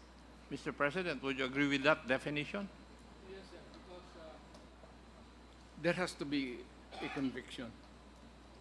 Hindi mahirap yung sabihin mo na basta i-demanda mo lang. Especially yung sa nagtatrabaho lang, sir. Yung mga minor offenses, lumalabas yan sa blatter ng police. Tapos lumalabas yan sa database nila. Yung mga pobre naman na pag-apply nila for trabaho, lalabas yan eh.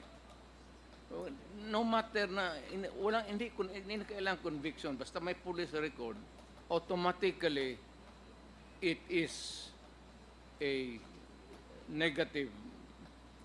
Between a choice na walang violation, ito may violation, pagka doon may police record, kawawa talaga, sir.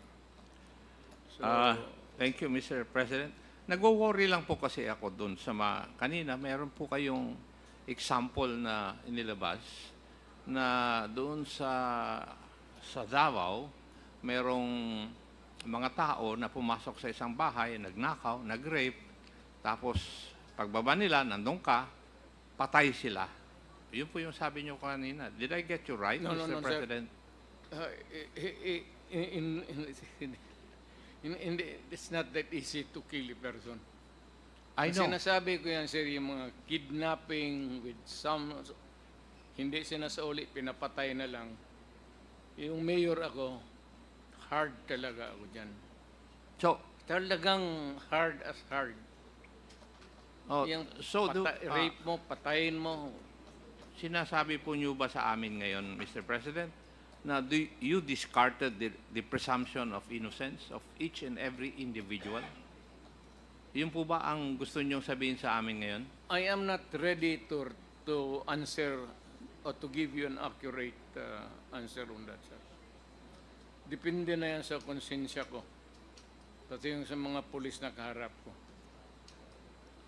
Kasi alam naman ng mga pulis doon na pag sinungaling sila or hihilain nila yung inosenteng tao, alam ng pulis nila, bugbugin ko talaga sila. Nagbubugbog talaga ako ng pulis sa Davao, sir. Pagka-abusado na pulis, talagang pag inabutan kita sa istasyon, sigurado yan. So, kaya disiplinado ang pulis ko. Would it also mean, Mr. President, that sometimes you have discarded the presumption of innocence, then you would also have discarded sometimes the principle of due process? Would that be correct? Due process, yes, maybe. Pero yung sabi, innocent, sir. Huwag nandyan yung babae. Alam mo karamihan dyan, minsan. Usually, nandyan yung babae. magsumbong dyan sa opisina ko. May pasa dito, may bugol dito, black eye dito. So bakit? Binugbog ako. Sinong bumugbog sa iyo? Yung pulis dyan sa Talumo. Sino? Sabi ko, yung Bongo, yung senator, tawagin mo. Pagdating doon sa opisina, tawagin ko yung asawa. O manood ka. Saan ka unang sinipa? Dito. O di sipain ko. Saan sunod? Sinuntok ako dito. Suntukin ko. Tapos sunod saan? Sipa uli dito. Sabihin ko, pag inulit mo yan, papatayin kita. Hindi na kita papalusutin. Thank you, Mr. President. The last issue, kasi doon po ako nag-worry. Yung pong statement po ninyo na sinasabihan nyo yung mga polis na pag hindi lumaban, i-encourage nyo na lumaban. Would that be correct, yung pagkaintindi ko po ron? Yes, sir. Kung may hold up at pumupurma ng lumaban, palabanin mo para matapos na ang problema natin. Pero kung yung nakasurrender na, sir, tinapo na yung baril sa... alam nila, hindi yan. Paano po, Mr. President, magkakaroon ng depensa na self-defense yung taong nag-i-encourage na lumaban yung isang tao? Well, that would be a question of batas na yan, sir. Yes, I agree, Mr. President. Yeah. That's why there are 3 elements of self-defense as a defense for you to be acquitted of that crime. That is for the fiscal to decide at that stage. Wala na yan dyan sa police, sir. It is far removed na kung meron ng ano. Pero po, lumalaki Fiscal. yung tsansa na sila po ay madali. Pag Again, ganun. sir? Ibig sabihin, mas malaki yung tsansa na sila ay makonvict simply because hindi natupad yung isa sa elements ng self-defense, No, which sir. is lack of sufficient provocation. Di po ba? Pag nalaman ko, sir, na nagtatrabaho ang pulis, yung tama lang, magtanong ka sa Davao, lahat ng Davao, pulis. Pag na-charge mo ang pulis, nagsasatrabaho lang, suportado ko yan. Ako ang nag-alam ng lahat. Ako ang nagbabayad ng abogado habang suspendido siya. He receives a commensurate salary doon sa sweldo niya. At tinutulungan ko. If it is in the fulfillment of duty. Pero kung abusado na puliser, magkaka-enkwentro talaga tayo. Yan ang sabi ko sa kanila, iwasan mo kasi hindi ko kaya talaga palusutin. At marami akong nabugbog na pulis. Hindi na ngayon, sir, matanda na ako. Nung mayor pa ako, batuta, yung batuta nila mismo yan, gamitin ko batuta sa kanila. Saan batuta ninyo? Kaya pag nandatin ako, may kasalanan yung gagong yan, tinatapon nila yung batuta kasi alam ko gagamitin ko sa kanila. That's the only way to, hindi mo mapakiusap ang pulis. Hoy, pulis, alam mo, may batas. Hindi kayo dupapit ng ganon, ha? Huwag kayong pumasok kasi bawal yan. Professor ako ng academy. Itong mga to, katagal ko ng fiscal year. Fiscal ako for 9 years. Alam ko yung asta ng lahat. Yung hold-upper, yung police, yung gagong police, yung mabait na police. Yung mababait na police na papasubo, suportado ko rin yan sila. Talagang to the hilt. Pero pag ikaw ay gago, ay mag-enkwentro tayo. Pero sa criminal, sir, talagang mainit ako, lalo na sa druga. Noong presidente ako, time and again, I have shown to the public how cruel, how brutal, how brutal I was in dealing with drugs. Kasi sir, ang druga kasi, ang target niyan, ang mga anak natin. Hindi makaresist eh. Yung pagpano dyan, udyukan, o ito, gamit dyan. At their age, sir, wala silang depensa. Ngayon, pag tinamaan ito, sir, what would happen to the next generation? Yan nga ang masakit, sir. Can I be given a little para ma-portray ko talaga ang totoong istorya. Oh, here is a mother. Magpunta ng abroad. Hindi talaga natin alam. Sometimes they rape, abuse. Yung iba, magreklamo. Yung iba, maghanap na lang trabaho, but they will endure the brutality sa nangyari sa kanila. Why? Because kailangan nila to send the money, otherwise, yung gago na walang trabaho, magsige lang inom, ang mga bata walang pagkain, walang eskwela. Kaya ako mainit dyan. Mainit talaga ako sa mga lalo na yung mga droga sa mga bata. Mainit talaga ako. Hindi ko lang masabi sir kung paano ko martilyuhin ang mga kamay niyan. I cannot just portray, hindi ako nagyayabang, pero magtanong ka na lang ng pulis ka man. Minamartilyo ko talaga yung... Thank you, Mr. President. Would I be correct as my last question? Kayo po yung naniniwala na sa Machiavellian principle that the end justify the means? Fortunately, sir, rightly or wrongly, I believe in that Machiavellian principle. Marami pong salamat, Mr. President. There's no other way to deal with criminals except to instill fear. Pag hindi ka nare-respeto ng kriminal, walang mangyayari sa iyo. Marami pong salamat, Mr. President. Laruin ka. Thank you, Mr. Chair. Mr. Thank Chair. you, Congressman Acop. Mr. President, okay pa ho ba kayo?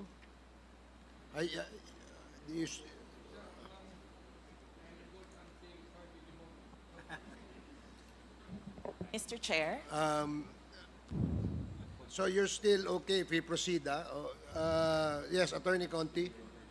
I'm sorry, sir, but with the indulgence of Cong Acop, with your line of questioning, Your Honor, I have a photo which I would like to show to illustrate the Machiavellian approach. This is the death of Benjamin Vista. May I ask this? Mr. Chair, the photo I submitted to the Secretariat earlier, just a trigger warning, because this illustrates a death that is allegedly under manlaban circumstances. May we ask the photo, trigger warning that this shows blood.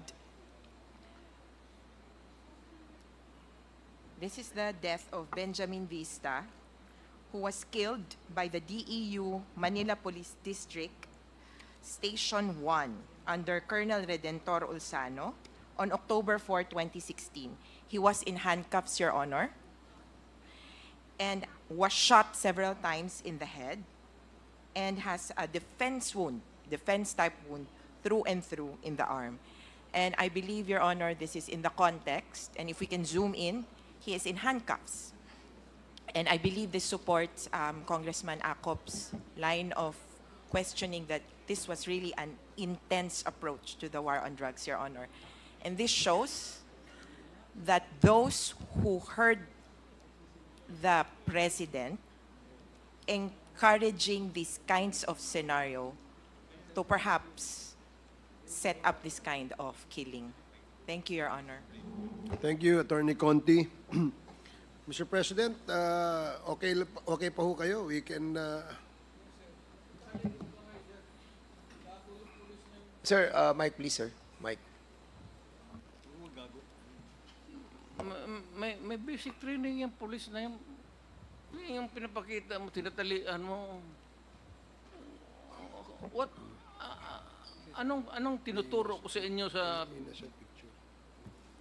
Police Academy kung yan ang ipakita mo sa akin yung trabaho mo? Mawaking kita. Thank you, Mr. President.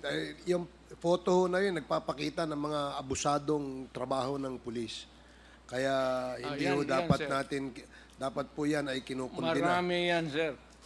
As equally as there are criminals na hindi pulis, maraming kriminal na pulis. The only way to deal in my city, sa akin, sir, is, pardon the word, death. Sinasabi ko talaga sa mga pulis. Kaya ako, I have the most disciplined police in the entire country. Pardon the words, but I will just relate kung anong sinasabi ko sa inyo. Putang ina ka. Huwag mong sabihin police. Point of order, Mr. Chairman.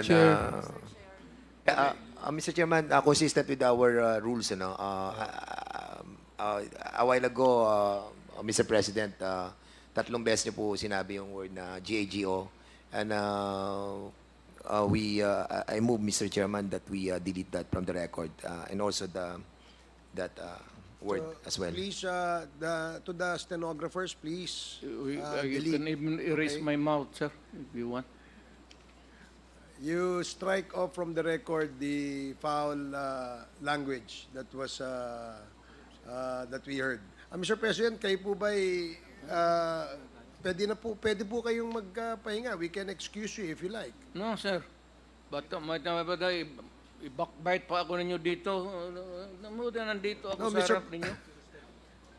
Mr. President, marami pa ho namang pagkakataon at we will still need your presence and we would need your wisdom on some of the items that we want to deliberate on. So, medyo kung pagod na ho kayo, Hindi pa ho.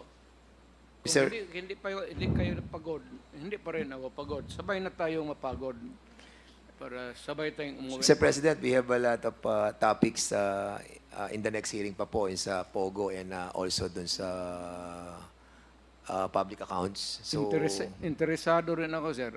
I'm not ignorante ako dyan, pero I'd like to learn. Okay. It's Sige a po. learning process Mr. Chairman. kasi dito. So, yes, thank you, Mr. President. Yes, Congressman Paduano. Just a short manifestation, Mr. Chairman.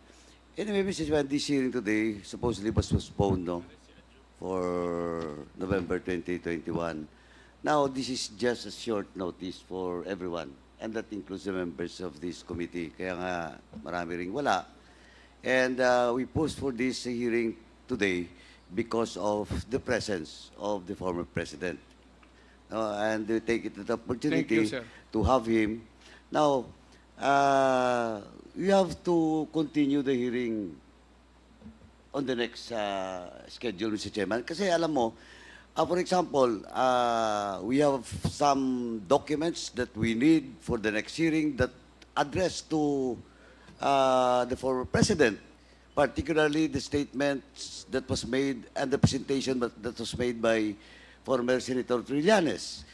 We don't have in today's hearing because of short notice former Colonel Espinido with regards to war on drugs. We don't have in today's hearing because of short notice Police Colonel Grijaldo and other police officers. We don't have today former Mayor Mabilog and all other resource persons supposedly that were invited for the next hearing and that is scheduled for November 21. And I hope that the former president and the resource person understands, no? And well, in fact, this is not only the QUADCOMM that we are working. No, well, in fact, in just this week, I have 2 hearings with my own committee. And I know everyone has a lot of hearings being done every week. That's why I hope that the former president and the resource person will understand the situation of this committee and the short notice that was given to the members and the resource person for today's hearing, Mr. Chairman. Sir, Thank you, Mr. Chairman. Thank you, Congressman Paduano.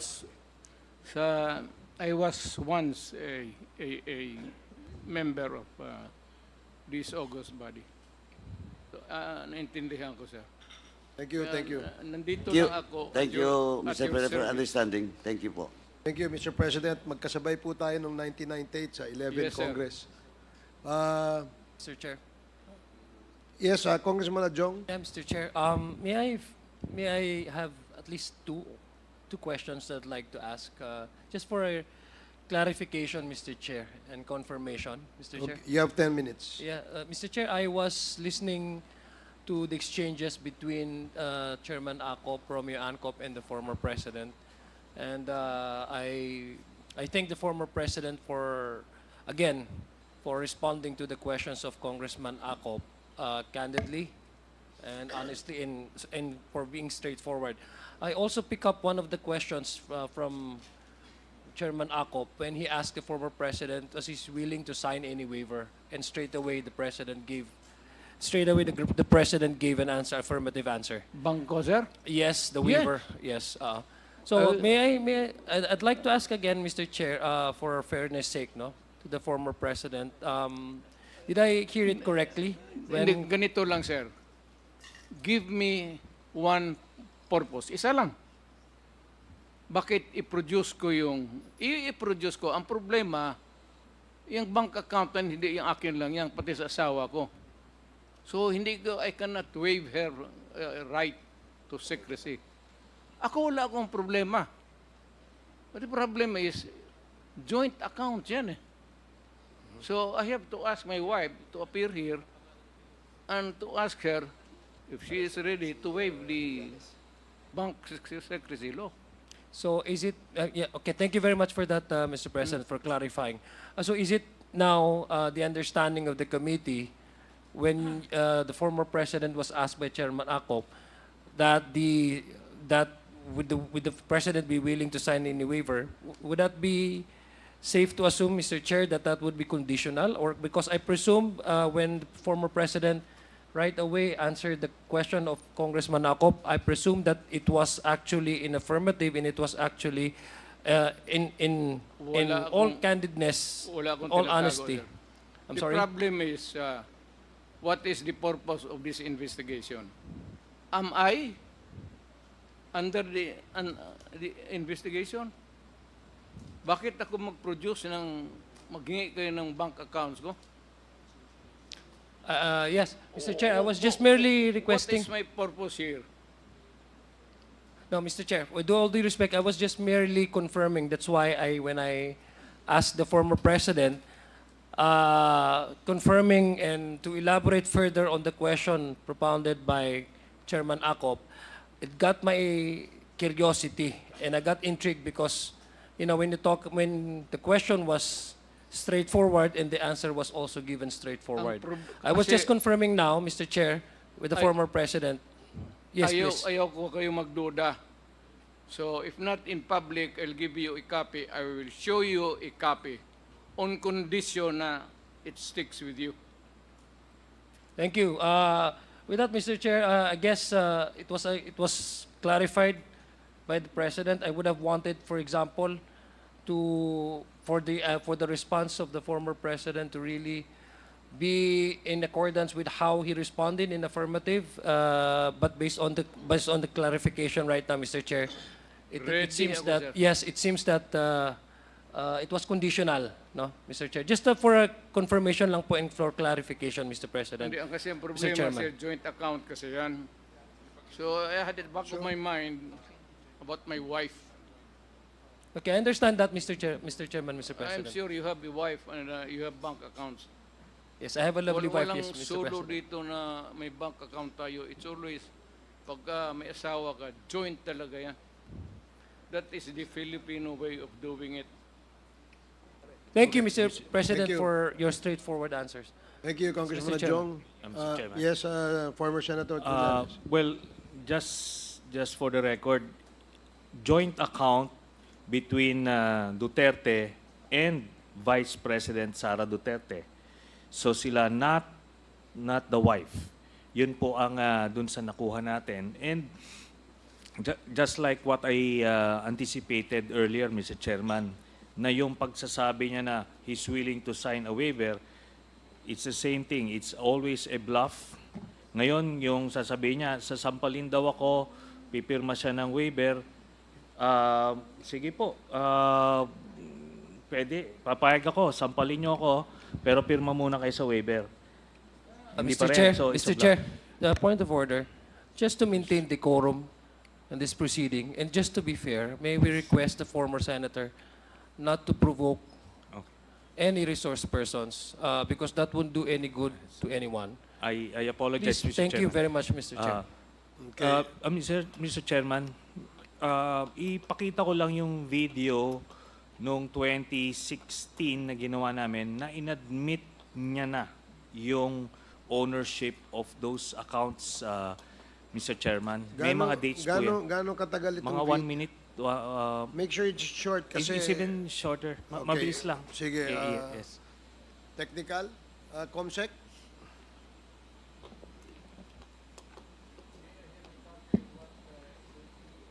Showing. That is fabricated. He does not own it because it is non-existent.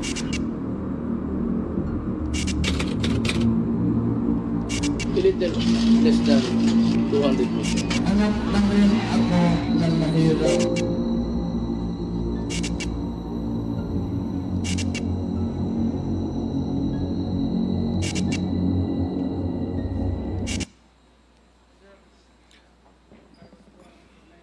I was born in 1945. Nagtrabaho ako. Lahat ng trabaho, lahat ng hirap. Hanggang bago ako nag-retire sa politics. Do you think I cannot accumulate even 5 billion? Sa negosyo ng asawa ko, pati ang sweldo ko, mababa naman siguro ang pagtingin ninyo kung inutil kami na basta na lang maghihingi kami ng pera sa tao. Siyempre, sir, may negosyo ang asawa ko. Both the first and the second, puro mayaman yan sila. Thank you. Thank you, Mr. President. Marunong magnegosyo eh. Plus, sweldo ko malaki. Sir, libre. Alam mo, pagkain ko libre. For so many years, libre. Mr. Chairman, i-explain ko lang yung video, Mr. Chairman. Sige. Thank you, Mr. President. Yes. Please make it short, former Senator Trillanes. Yes, Mr. Chairman. But before that, isasabihin ko lang, nung una wala daw pamasahe, pero ngayon mayaman daw. Pero just para lang ma-record. But dito po, doon sa video, nung una, nung nilabas ko yon nung araw, ando doon yung mga dates, dinideny po nila. Pero nung when nag-deposit, nakakuha kami ng mga deposit slips, eventually, in a press conference by the media, inamin niya that sa totoo yung mga accounts. Then, ano na nga, eventually, yun ay naging basis ko, Mr. Chairman, nung pagpa-file ko. But coming from this just fellow, to be sure, Mr. Chairman, eventually, doon na lang po doon sa mga papatawag sa next witnesses. Maraming salamat, Mr. Chairman. Thank you, former the Senator Filipino nation is listening. Maniwala kayo sa kanya o maniwala kayo sa akin? Make your choice. Thank you, Mr. President. Mr. Chair.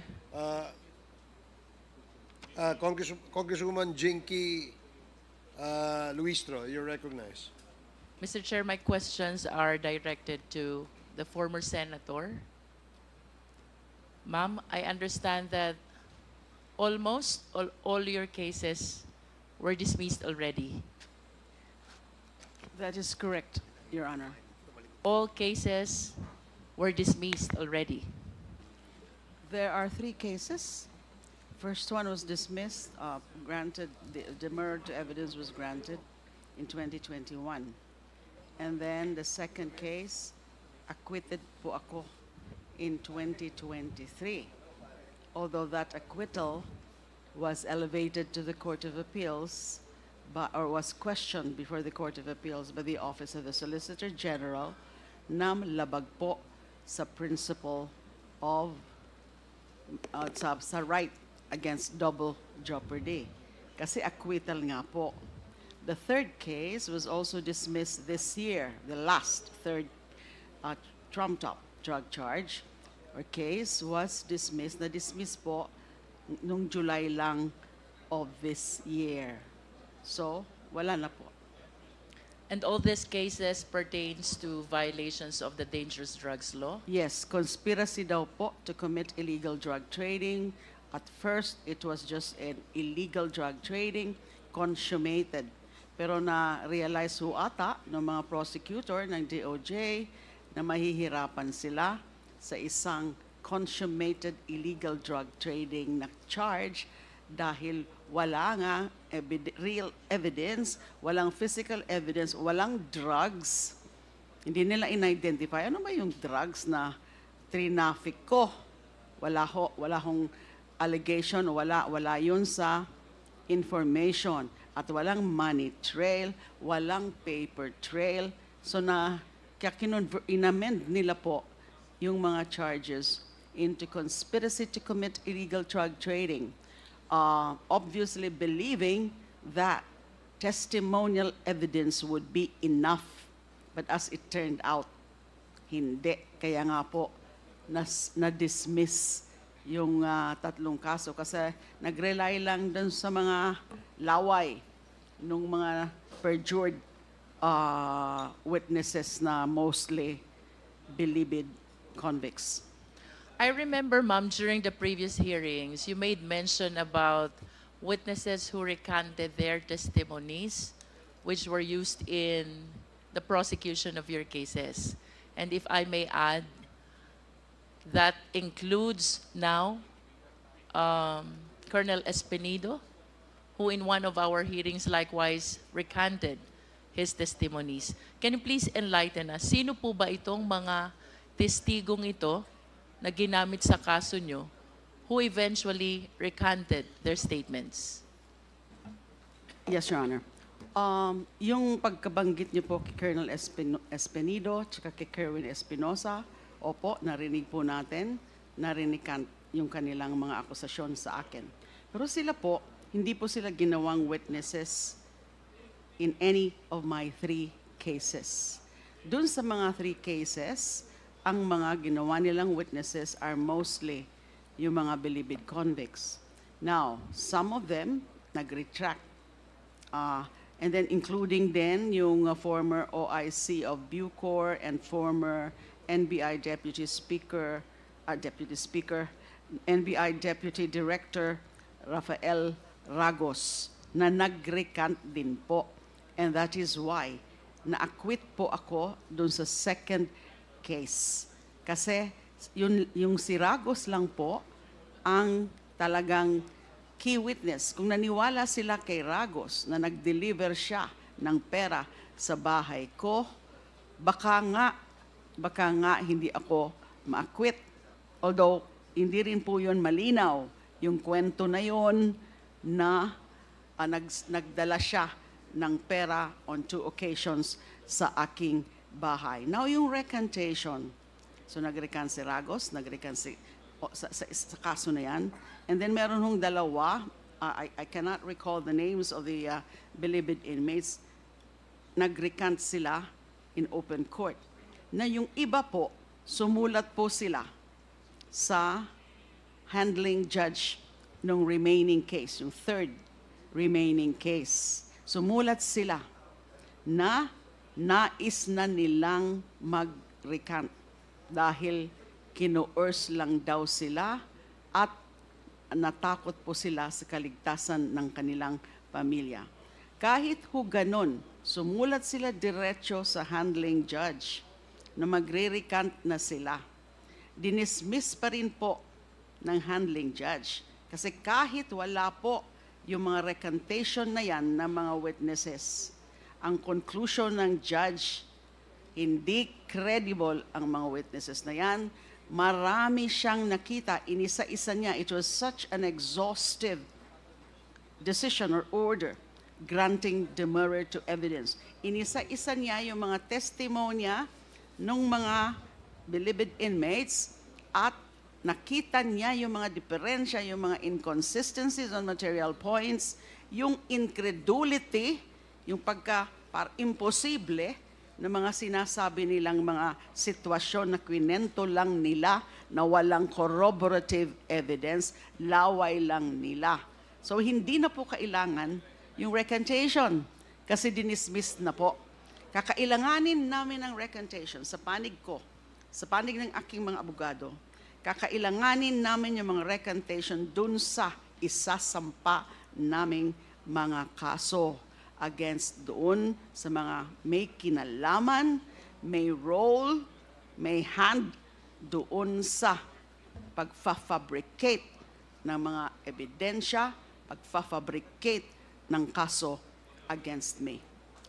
Ma'am, perhaps the testimonies of those who recanted were not necessary to be able to establish a proof beyond reasonable doubt. But I humbly submit that somehow it was utilized to be able to establish probable cause for the purpose of filing those cases against you, which are all no bail cases. Yes, Your Honor. That cost you incarceration for 7 years, ma'am? Almost 7 years, 6 months, 6 years, 8 months, and 21 days, or a total of 2,454 days. And I could imagine the immeasurable agony, the ordeal that you went through. Kanina po ma'am, may binanggit kayo. These witnesses are being cursed. Would you know who is the person cursing these witnesses? Yung sinabi po ni Rafael Ragos, former NBI Deputy Director and Bucor OIC, yung dati po daw na Justice Secretary, Vitaliano Aguirre, at iba pa. Now, hindi pa ho namin alam kung sino-sino yung iba pa. May mga ideas kami, pero kailangan namin talaga na manggaling dun sa mga witnesses na yon para ituro na nila kung sino yung mga trumabaho sa kanila, yung mga kumausap sa kanila, yung mga pumilit sa kanila, yung mga nagbigay ng kung ano-ano mga promises sa kanila para mag-testify falsely against me. Yun po ang gusto rin naming malaman. Although meron na po kami mga nakalap na mga pangalan, pero kailangan ho namin talaga na manggaling mismo yon dun sa mga testigo na nag-recant. Considering, ma'am, what you believe is the extreme injustice that it cost you, not to mention the damage it cost to your name and reputation, I would anticipate that you have gone through a lot of reading already in finding the possible remedies and actions to be taken in order to repair, restore what needs to be restored. Can you please enlighten us, ma'am? Ano pong courses of action po ba ang iniisip nyo? Both criminal and civil. Civil for damages. You know, a lot of damages have been caused on my person and on my honor, on my reputation. It's in fact not capable of pecuniary estimation. Whether there's got to be an amount. Although hindi naman po talaga ako interesado sa pera, pero kung isa yan sa paraan para talaga lalo akong ma-vindicate, magpa-file po kami ng civil case for damages. Sa criminal cases naman, yung iba pong mga iniisip namin ay yung subornation of perjury. Dahil pinilit sila. Sinungaling nila under oath. So these witnesses, or these, believed witnesses, they perjured. So they could be liable for perjury. And yung mga nag-udyok sa kanila, kumausap sa kanila, kasama na doon si former Justice Secretary Vitaliano Aguirre, subornation of perjury. Malinaw po para sa amin. And then illegal machinations, grave coercion. Yung kwento ni Kerwin Espinosa na pinilit lang ng dating PNP chief and now Senator Bato de la Rosa. That is grave coercion. So naghahanap pa po ng iba. Kasi sa tingin namin, kulang yun eh. Kulang yung mga understand. ganong causes of action, ma'am, Your Honor. To really, you know, vindicate me. Because I was so wronged na inimbento nila yung mga akusasyon. Binasya ko ng husto, minsan napakabastos ng mga sinasabi nila. Can you imagine po, Your Honor, you are also a mother. Apektado yung ang mga anak ko, yung mga kapatid ko, yung pamilya ko. Buti na lang yung aking ina, ailing mother, bedridden already, and now 92 years old, hindi niya po nalaman kung ano ang nangyari sa akin. Kasi yun po ang gusto ng aking mga kapatid. Huwag na lang natin sasabihin sa mami dahil nga baka lumala yung kanyang kondisyon. You know, the mental anxiety, the anguish, the agony that a mother would feel knowing that her eldest daughter is in jail. So ganun po. Ang hirap sabi ko nga mag-research kayo ng mga foreign jurisprudence. Baka pwedeng meron pa tayong makita. Mas malakas. Kasi syempre sa atin, a crime is only a crime if the law says so. So limited yung choices mo. Dapat mapunta dun sa elements ng isang charge, ng isang krimen. Pero nakukulangan pa po ako. Hindi pwedeng ganyan lang, subornation of perjury, grave coercion, incriminating one's honor. Meron pa sigurong mas matindi na tunay, nakakatawan, na marirepresent, makikita kung gaano katindi yung ginawa nila sa akin. Yun po so far ang pwede kong sabihin. Thank you, Your Honor. And it is on this slide, Mr. Chair, that I wish to appeal to the QUADCOMM that perhaps we can look into the possibility of legislating in order to define and penalize the particular act of fabricating cases, Mr. Chair. Because with the narration of facts shared to us by Senator De Lima,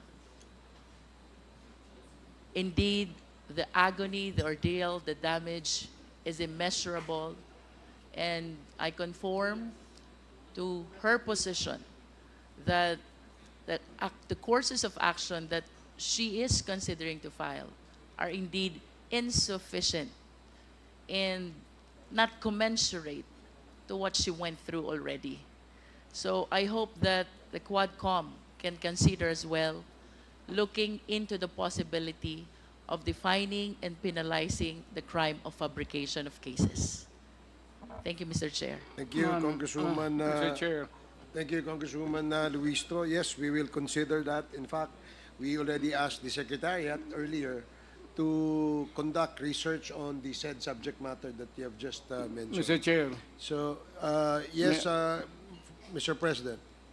Hindi kailangan ganun kakapal yung falsification pati forgery. I-apply mo lang yung batas.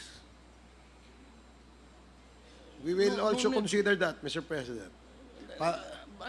Yung revised penal code, sir, tanungin mo lang yung abogado ninyo. Hindi na kailangan, why make so many laws na wala namang kakwenta-kwenta. Okay, thank you, Mr. President. Nandiyan lahat yan sa revised penal code. We will. Basahin lang ninyo, sir. Thank you. Salamat ninyo, po. I'm sure. Salamat po. The next interpellator is Congressman Paulo Ortega. You're recognized. Kala ko, ano? Thank you, Mr. Chair.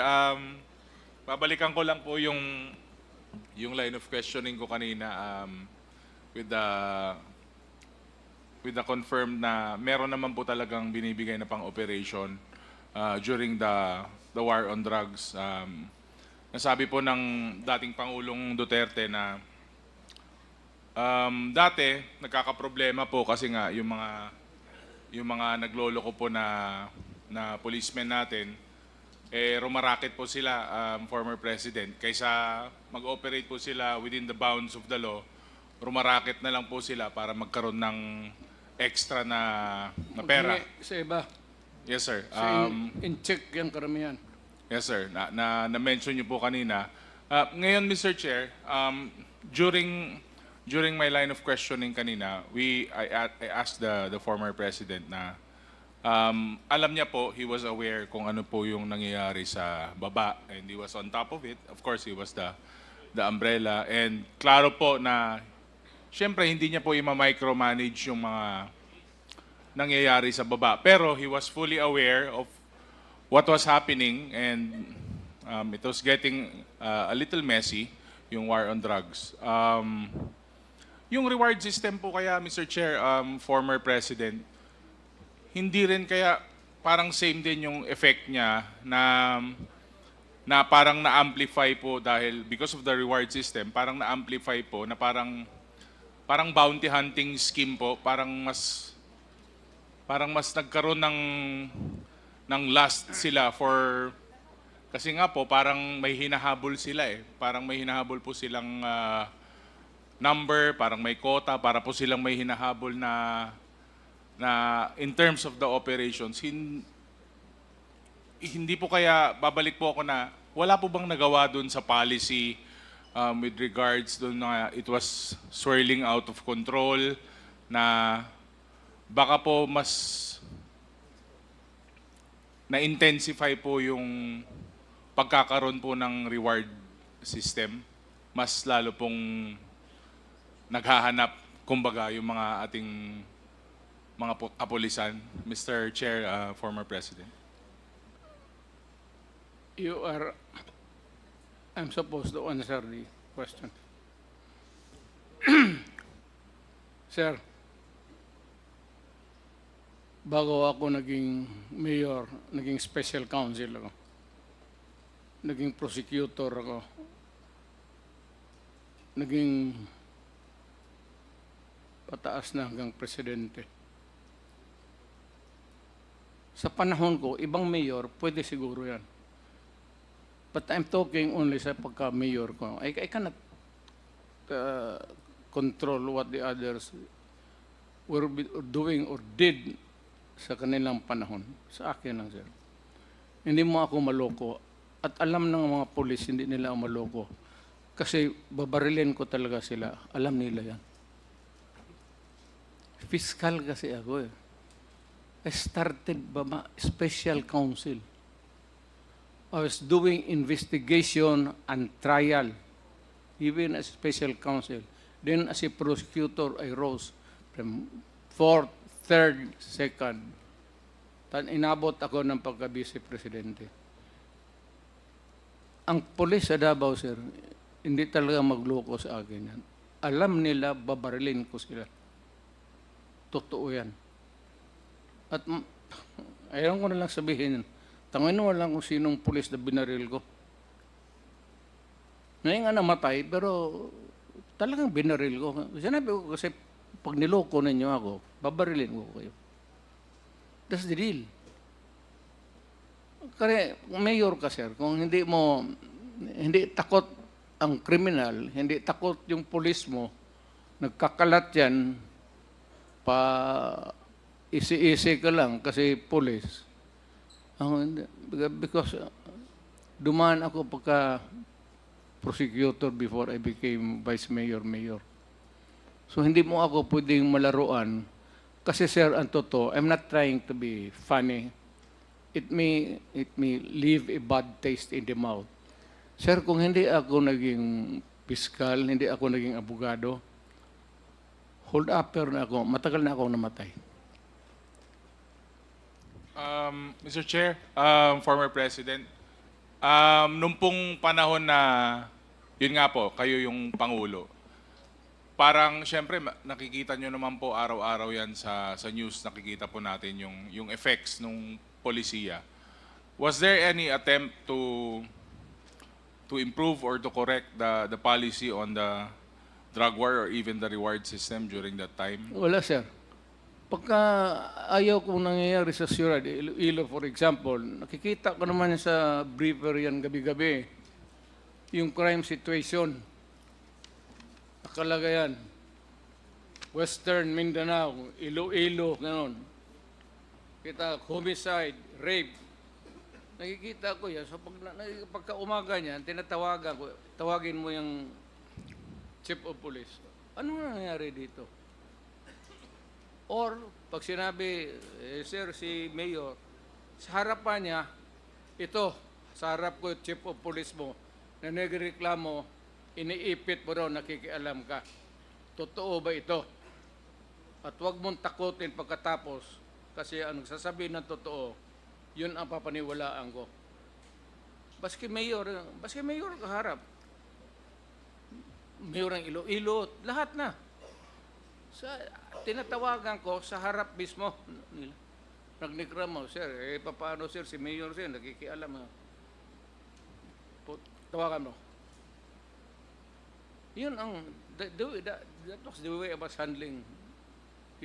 It might not be acceptable to all, o to many, but that was my style. Talagang tawagin kita, tapos explain to me. Otherwise, lahat, military, ma-police, ma-civilian, ma-mayor, medyo wala akong patawad, sir, especially involving crime. Lalo na droga. Lalo ng droga. Kaya sinasabi ko kay mga mayor, stay away. Kung medyo kulang ang sweldo ninyo, tiisin ninyo habang ako ang presidente. Kasi pag hindi, tayo ang magkalaban. Matanong ninyo rin sa lahat ng mayors ninyo, buong Pilipinas. Pinatawag ko sa nilak ko yung kwarto. Sabi ko, magprangkahan tayo, ha? Alam ko yung style ninyo, yung takot-takutin nyo yung police. Do not give me that. Basta dito sa law and order, laro ko ito. Laro ko ito talaga. Hindi sa pulis mo, laro ko ito. Sumunod kayong lahat, pati ikaw. Mr. Chair, last question. Mr. Chair, former President, so would you agree na nag-amplify po yung killings because of the reward system or not, Mr. Chair? Hindi masyado rin kasi ang pulis yung utusan ko, trabaho nila yan eh. Maybe as an incentive. Pero hindi ka pwedeng mag-utos ng civilian. This is my advice, aspiring mayors dito. Huwag kang magkuha ng civilian, sir. Pag in the first, pa lang, kurot ng pulis, magkakanta na yan. Huwag kang kumuha ka ng mga pulis na yung tatagal na sa serbisyo. Alam na nila, sir, kung paano. Yung matagal na 20 years na, alam na nila kung anong gusto mong mangyari sa siyudad mo, sabihin mo lang sa kanila, ito ang gusto ko in terms sa law and order. Hindi mo na kailangan turuan yan. Huwag kang kumuha ng mga civilian na pipiyak yan. That's my experience. Tagal akong fiscal, matagal rin akong mayor. Na-presidente ako. So, nagkakaintindihan tayong lahat. And, Mr. Chair, former President, clear naman po, klaro naman po na there was no change in that policy. Talagang it went on until you ended your term as President. Basta sa crime, sir. Yes, sir. I'm sorry to say, but there might have been excesses. Yes, sir. Imposible wala. Yung iba, nakulong, well, I'm sorry, tinutulungan ko. for being stupid kung bakit nahuli ka. But otherwise, binibigyan ko ng, then I work na nung sino yung presidente, yung mapresidente si Barber, kausapin ko, pardon mo na yan kasi pulis ko yan. O lower di, ano, kasi trabaho lang yan, President Barber. Hindi naman kanilang ano yan, kagustuhan. Utos lang ng mayor yan. Alam mo, pagka-utos ng mayor, ipit talaga ang pulis, kawawa. Kawawa talaga ang pulis. Kaya magbigyan ka ng liwi. Pag napasubo ang pulis, iyo yan. Pag nawala na ang sweldo, iyo yan. Ikaw na magsuporta ng pamilya. Doon, saan? Discretionary fund mo as mayor. Ikaw ang magbigay ng abogado. Then work it out, nabilihin mo na lang ang kaso, sabihin ko, patay naman yung yawa na yan, sorry. Delete the expression. Please. Stenographer, Maunahan please ko take na kayo, note. sir. Delete the word sabihin ko na, YAWA. patay na naman yan. Hindi naman mabubuhay yan. Wala naman may ibigay yung picture yan na asawa mo. O ito, may 50 mil. Kalimutan mo na. Thank you, Mr. Chair. Thank you, former President. Pero, sir, yung lahat, may I add, baka magkamali tayo dito. Ma-misconstrue ito. Lahat, baski dito yung presidente ako, merong report, validation, revalidation. Tapos, ibang agency sa gobyerno ang mag-rehabilitate. Hindi ako naniwala. For process yan. Bako magsabing, sige, tunasin mo. Okay, thank you, Congressman Ortega. Hindi ako nagdi-deny, sir, na tinutudas ko yung kriminal. I do Thank not you. deny it. The next to interpellate is Congressman Raul Manuel. You have 10 minutes.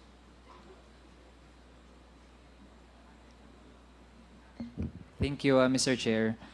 Mr. Chair, ilang tanong po kay Senator Trillanes. Mr. Chair, ang claim po kasi niya ay yung mga pinesent po kanina ay galing sa drug money, yung mga pumasok dun sa accounts ng dating Pangulo. Mr. Chair, gusto nating maklarify kung ano po ang batayan para masabi na drug money yung source talaga ng mga pinesent na mga accounts, Senator Trillanes. Sinabi niya yan, sir? Mr. Chair, I'm addressing my question to Senator Trillanes. Yes, because kung sinabi niyan, I'll file charges against him. Mr. Chair, may we hear from Senator Trillanes? Senator Trillanes. Ang basihan po natin ay yung sinabi ni Arturo Las Cañas na mga drug lords na kapartner at pinoproteksyonan ni Duterte ay sina Michael Yang na kinorroborate ni Jimmy Guban at ni Colonel Asierto, si Charlie Tan na kasama dun sa 6.4 billion pesos shabu shipment, at itong si Sammy Uy na minensyon ni Arturo Las Cañas. Ang ano po, nung tinignan po namin yung bank accounts, yung records na present ko po kanina, Mr. Chairman, tinignan namin na may mga pumasok na manager's checks na in-encash nila, no? The whole family, no? Ay galing kay Mr. Sammy Uy. Tapos tinignan namin yung 6 months interval. 4 na cheque every 6 months, October and April nila ini-encash. At lumalabas, nagdidibidendo ng roughly 40 to 50 million pesos every 6 months. Nako, I'd be very interested kung anong negosyo ang nag-yield ng ganon. Pero yun po ang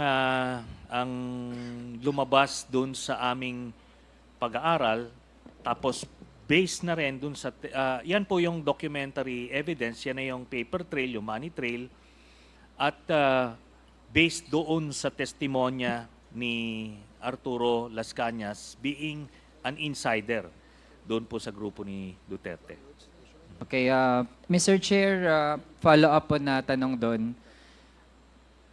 Naaral din po ba kung posible na meron ding ibang sources yung pumasok na mga pera na yon maliban sa drug money? Kasi gusto natin ma-verify po talaga if ever nga, halimbawa, matris po na may ibang mga income sources, legitimate man or illegitimate, o kung ano man, maliban sa drug money. Naaral din po ba yung ganong possibility? Noong una, yun po ang kinoconsider namin, no? Kaso nga, based dun sa testimonya ni Arturo Las Cañas na sinabmit sa ICC, itong si Sammy Uy at si Michael Yang, sila po yung kumaga mag-partner, ano? Siya yung parang nagpa-front. Tapos tinignan namin yung mga negosyo nito ni Sammy Uy, hindi siya pwedeng mag-yield ng ganong dividendo na 40 to 50 million every 6 months na dinidistribute. Yung pa lang yung nakita natin doon sa paper trail. Tapos doon sa sinabi niya na ilang instances doon mismo sa isang Shabu laboratory, doon sa involvement nito ni Sammy Uy, lumiwanag po sa amin na drug-related yung mga pumasok na pera dito kay Mr. Duterte. Kaya nga, pinoproteksyonan niya ng todo. Nakita nyo, di ba? Ayaw pumirma ng waiver kahit ito na, sasabihin niya, babawiin niya because ando doon lahat ng sikreto. And sabi ko nga, na-validate na po ito ng Anti-Money Laundering Council through the Ombudsman na nakakuha rin ng same set of documents. Then, ultimately, in an impeachment court and the criminal court, lalabas po yan. No? Lalabas po yung mga ganyan kasi may mga exemptions sa bank secrecy law yung itong criminal investigations sa korte. Yun po, Mr. Chairman. Thank you, Mr. Chair. I respond. Mr. Chair, I have Alam mo, other it's questions. taking eternity Gusto ko for, munang i-address Dali lang. dire-diretso kay 1 minute Senator suspension. Llanes. Tamaan eh.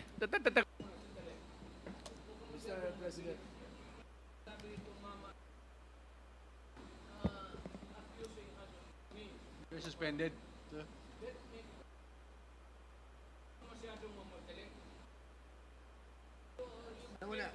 Suspended tayo, ha?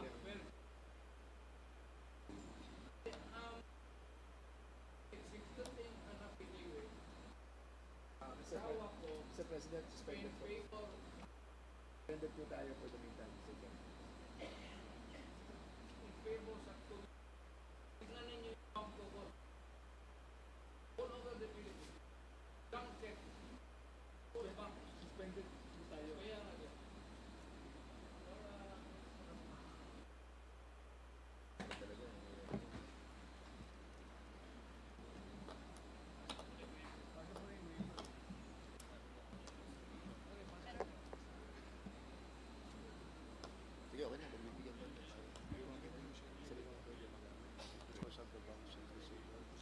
Hearing is resumed. Mr. Chair, if the committee would like to hear first from the former president, I would indulge in that. Ano, bawal yan to reveal a bank account, even piso lang yan, or 1 billion. Ano mo ba yan? You make it public here. Hindi mo ba alam that I could charge you for that alone? That single statement, I can send you to prison. I guarantee you. Hindi mo ba alam yan? Mr. Chair, if our resource person is done, hindi po tayo nathi-threaten doon. And Hindi in fact, Mr. nathi-threaten. Chair, Produce pinakinggan the na po natin. document. Mr. Chair, I have the floor. Suspension again.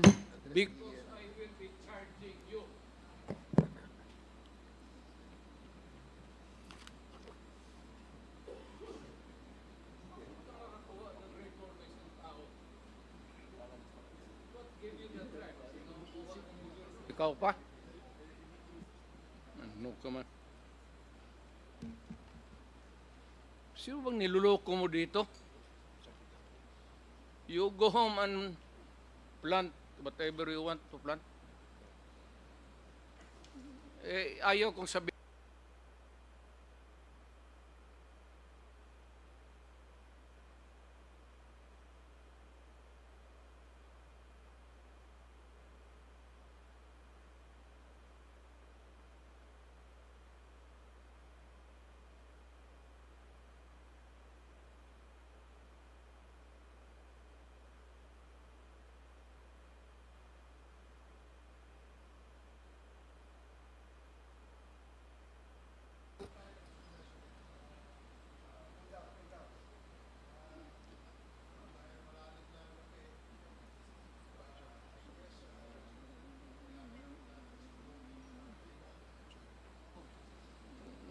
Torpedo, sir. Hearing is resumed. Gaya po ng Mr. Chair, nasabi ko kanina. Mr. Chair. Mr. President, sandali Mr. lang Chair, po. ako po muna. Congressman Abante, sandali lang po. I can sense that... Let the chairman have the floor first. Go ahead, go ahead. Ano, nakalimutan ko tuloy. I was about to say, Your Honors, na malalim na nga yung gabi at I think Yes. pagod na rin ang ating resource person. Palalimin pa natin, sir, para mas malalim ang baon ko itong... Siguro, Sir, manifest muna ako maikli before I Natapos proceed. na nga pagtatanong ni Congressman Manuel,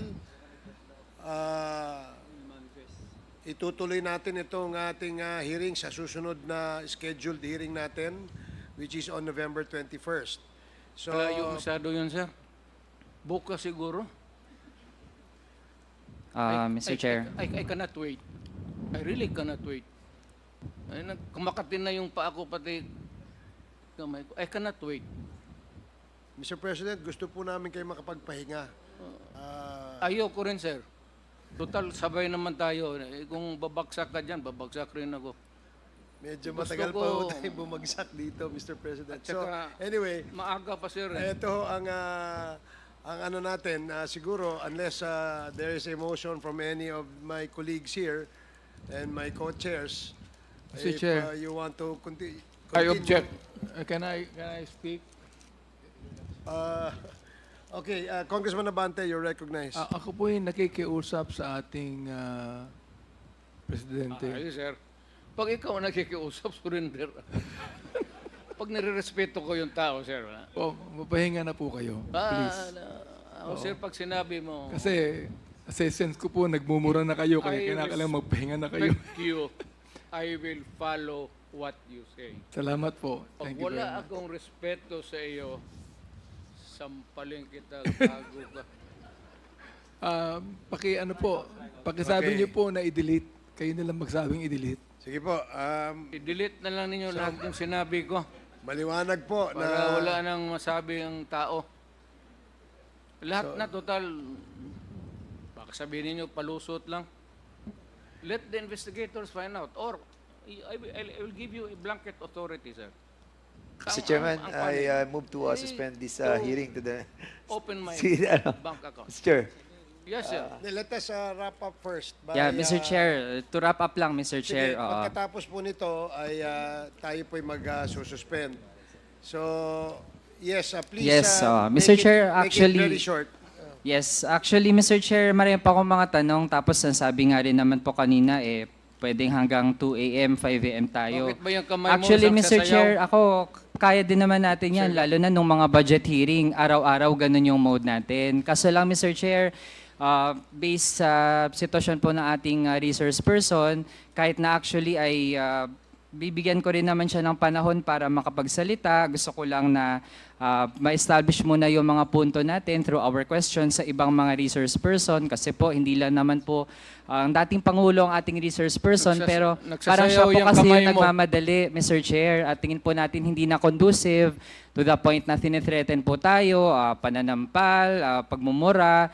Kaya tingin natin, Mr. Chair, kung ganito ang magiging conduct ng resource person natin, mainam nga, Mr. Chair, din muna talaga at hindi po natin tinatanggap yung bluff niya na kaya niya magstay hanggang umaga.